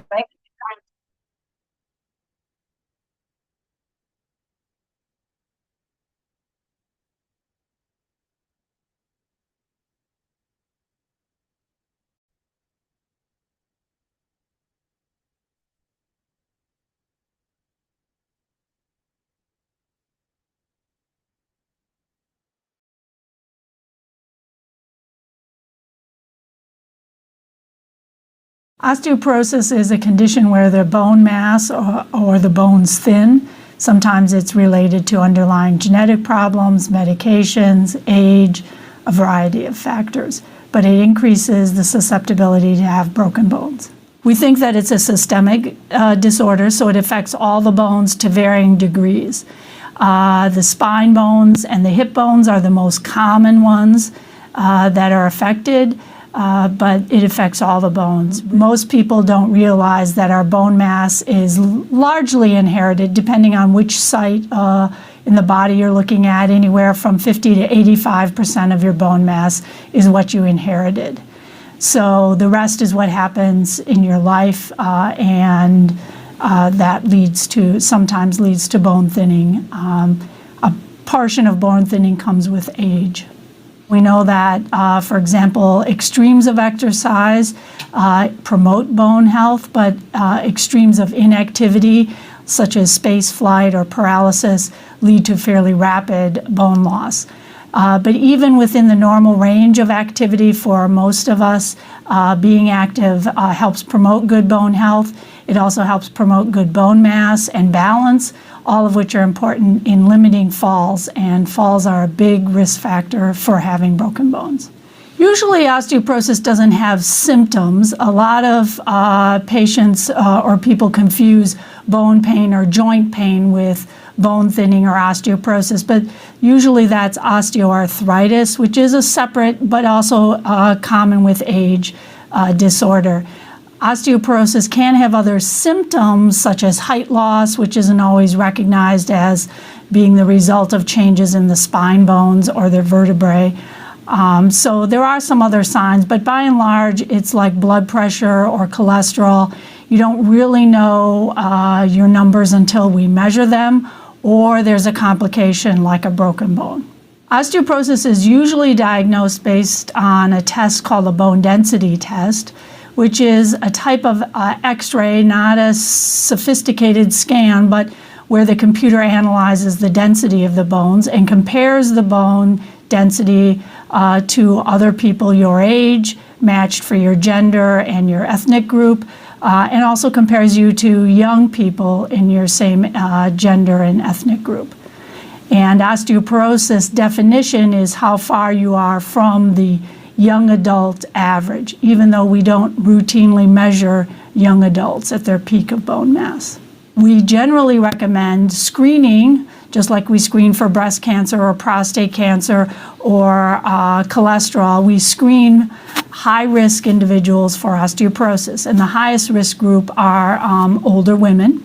So that's where almost everyone agrees that a woman by the age of 65 or older should have a screening bone density test. It's a little more controversial for men, but there are a number of professional groups and medical societies that recommend screening for men when they reach age 70. So when you have a bone density test, usually you fall into one of three categories. You can fall into normal, you can fall into osteoporosis, which generally requires considering prescription medication above and beyond the lifestyle things that we already mentioned. The third group that is a little bit different is the group that fall into osteopenia. And that is something below normal, not quite as severe as osteoporosis. And in that group, some of the patients or individuals would benefit from medication and some don't. And that's where we look at other factors, whether you've already had a broken bone, what your family history is, what your other medications are, to help decide who in that intermediate group might benefit from prescription medications. I think that people generally recognize that osteoporosis is more common in older people and that fractures are the complication of it, and that preventing broken bones prevents disability, prevents being in the nursing home, prevents decrease in quality of life that comes with age. So it may not be so much about prolonging life, but quality of life.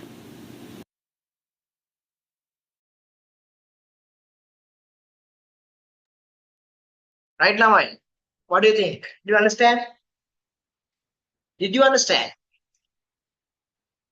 I think most of the things you understood now, right? Because of a medical English course, now you are listening to different accents. Did you understand? Hands up those who understood. At least 75% of that. I think some may have understood all the content, I'm sure. Right? After studying that content, actually, when you listen the same thing, you can understand. No rocket science, right? Okay. Now let's move on to that MCQ test. It can be tough, but let's try. You have another video as well. See that one. After that also we can go. Let's see. It is a small one we can watch.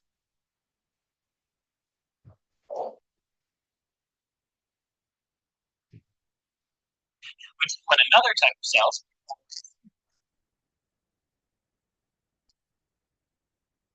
Let's watch this one as well. It's a small one.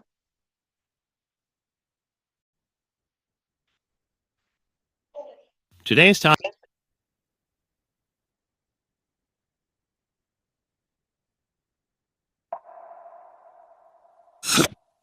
Learning medicine is hard work.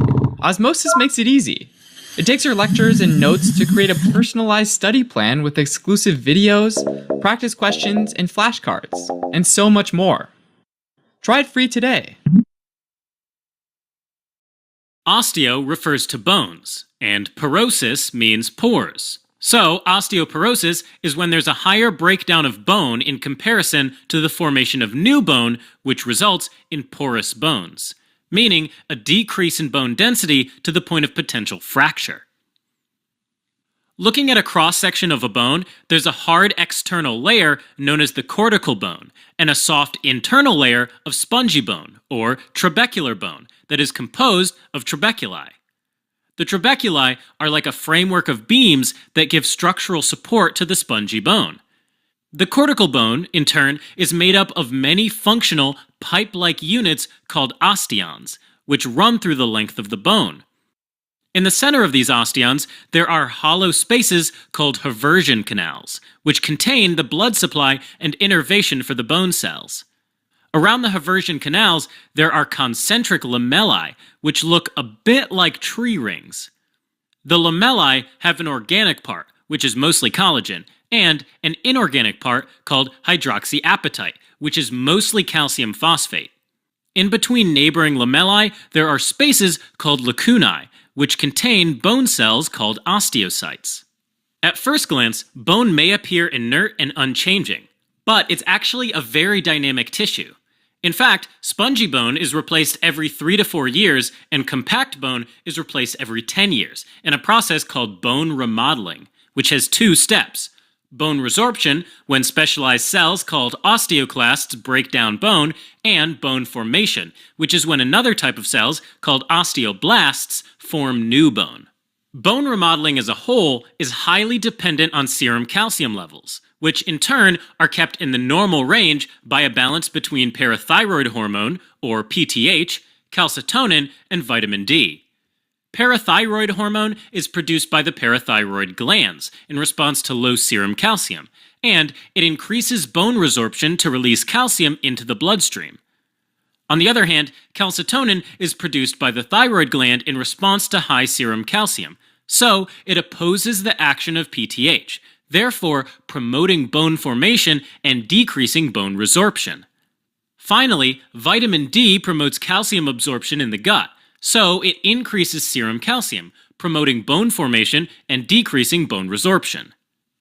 The balance between these regulatory factors results in a peak bone mass, usually by age 20 to 29, and this usually occurs earlier in females than in males.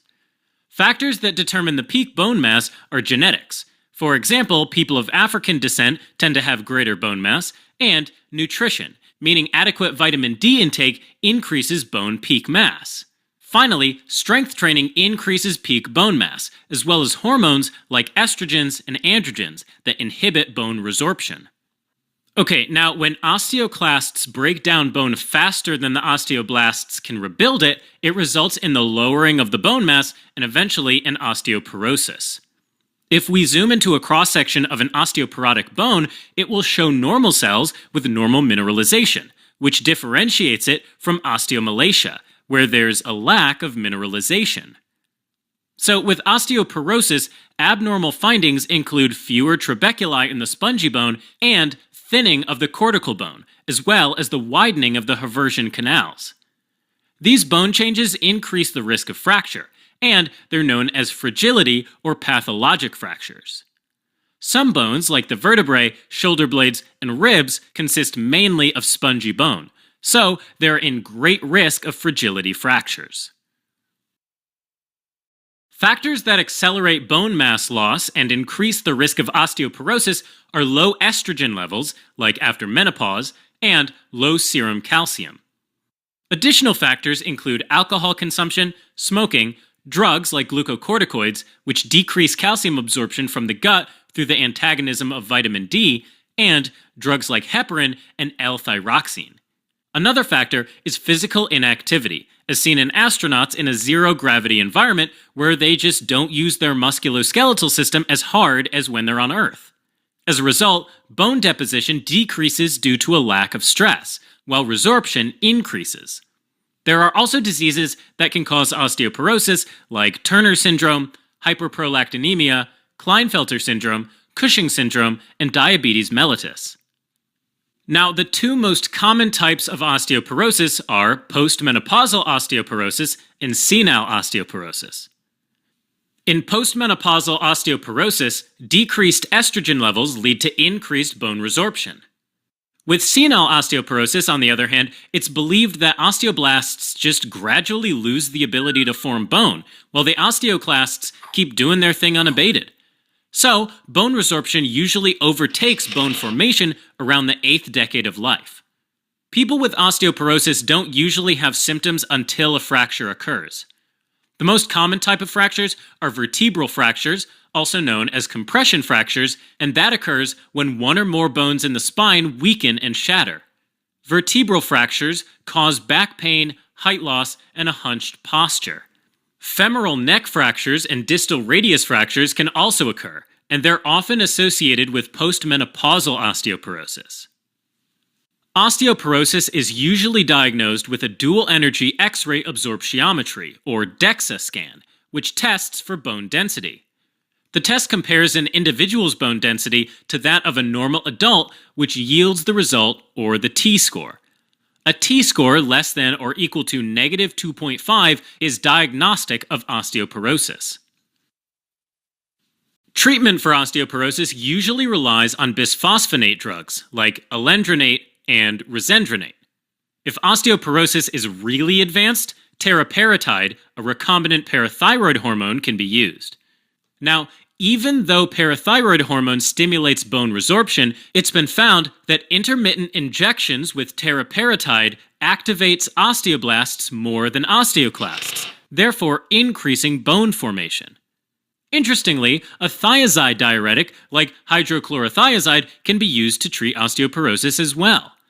Hydrochlorothiazide boosts calcium retention in the kidney and directly stimulates osteoblast differentiation, therefore decreasing mineral bone loss. Finally, medications like denosumab, which is a monoclonal antibody that inhibits osteoclasts, and raloxifene, which is a selective estrogen receptor modulator, can be used for postmenopausal osteoporosis. Alright, as a quick recap. Osteoporosis refers to decreased bone density on account of increased bone resorption compared to bone formation. In osteoporosis, there is thinning of the cortical bone, widening of the Haversian canals, and a decrease in the number of trabeculi in the spongy bone. There are two common types of osteoporosis. These are senile osteoporosis and postmenopausal osteoporosis. The most common type of fracture in osteoporosis is a vertebral compression fracture. Diagnosis is done with a dual energy X-ray absorptiometry or DEXA scan, where a t-score equal to or less than -2.5 equals osteoporosis. First-line treatment relies on bisphosphonate drugs like alendronate and risendronate. Thanks for watching. Right. Now let's move on to the last MCQ test, right? And then we'll finish the class, right? You can read the MC that conversation and do that MCQs as well, right? Now let's start last MCQ test on osteoporosis. Start.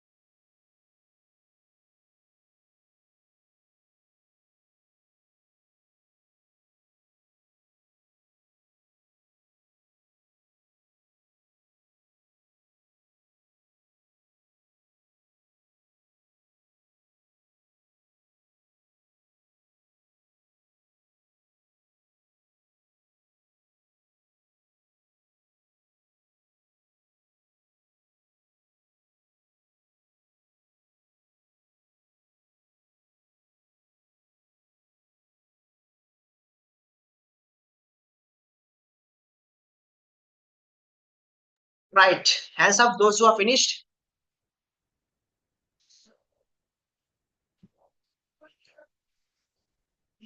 Hands up those who finished. Okay. Send your answers quickly. Quickly send your answers.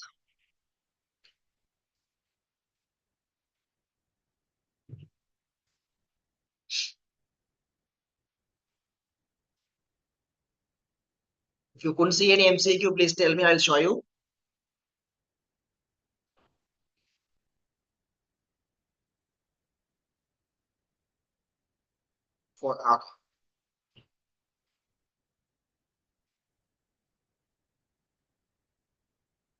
Quickly send answers. Quickly send answers.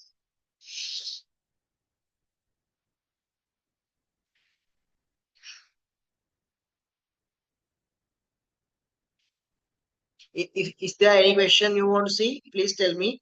I will show you.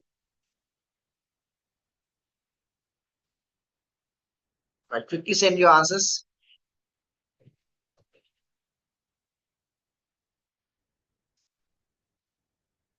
Right.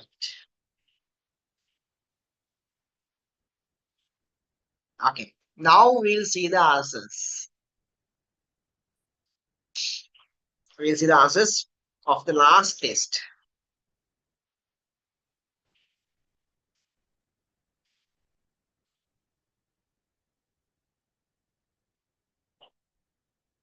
These are the answers. Check your answers.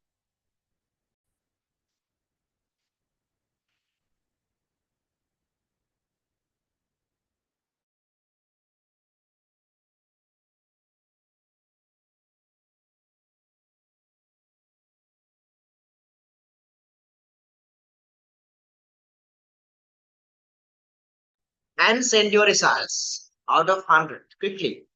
Send your results.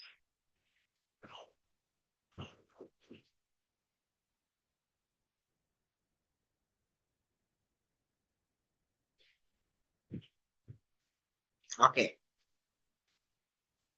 9 tests, there are hundreds. I can't see still. Hundreds also, they are very good. Very good, very good, very good. Right. So, end of today's session. Right? I'll give you 1 minute. Please send one of your feedback quickly. How was today class? How was the theory session? Quickly send. Actually, we have less time. Quickly send the feedback.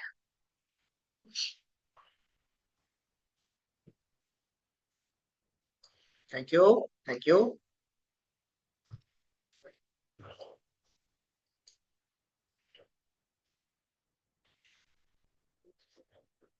Thank you. Quickly send. Quickly send.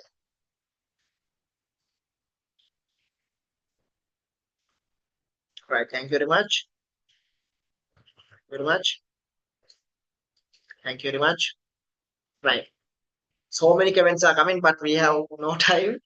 Anyway, actually, we could do a nice session today, and I think it will be a turning point of your life as well. We discussed 2 diseases, and we understood how to learn those diseases enjoyably. Okay, then that is the end of today's session. You can get other updates very soon. Okay, good night. Good night.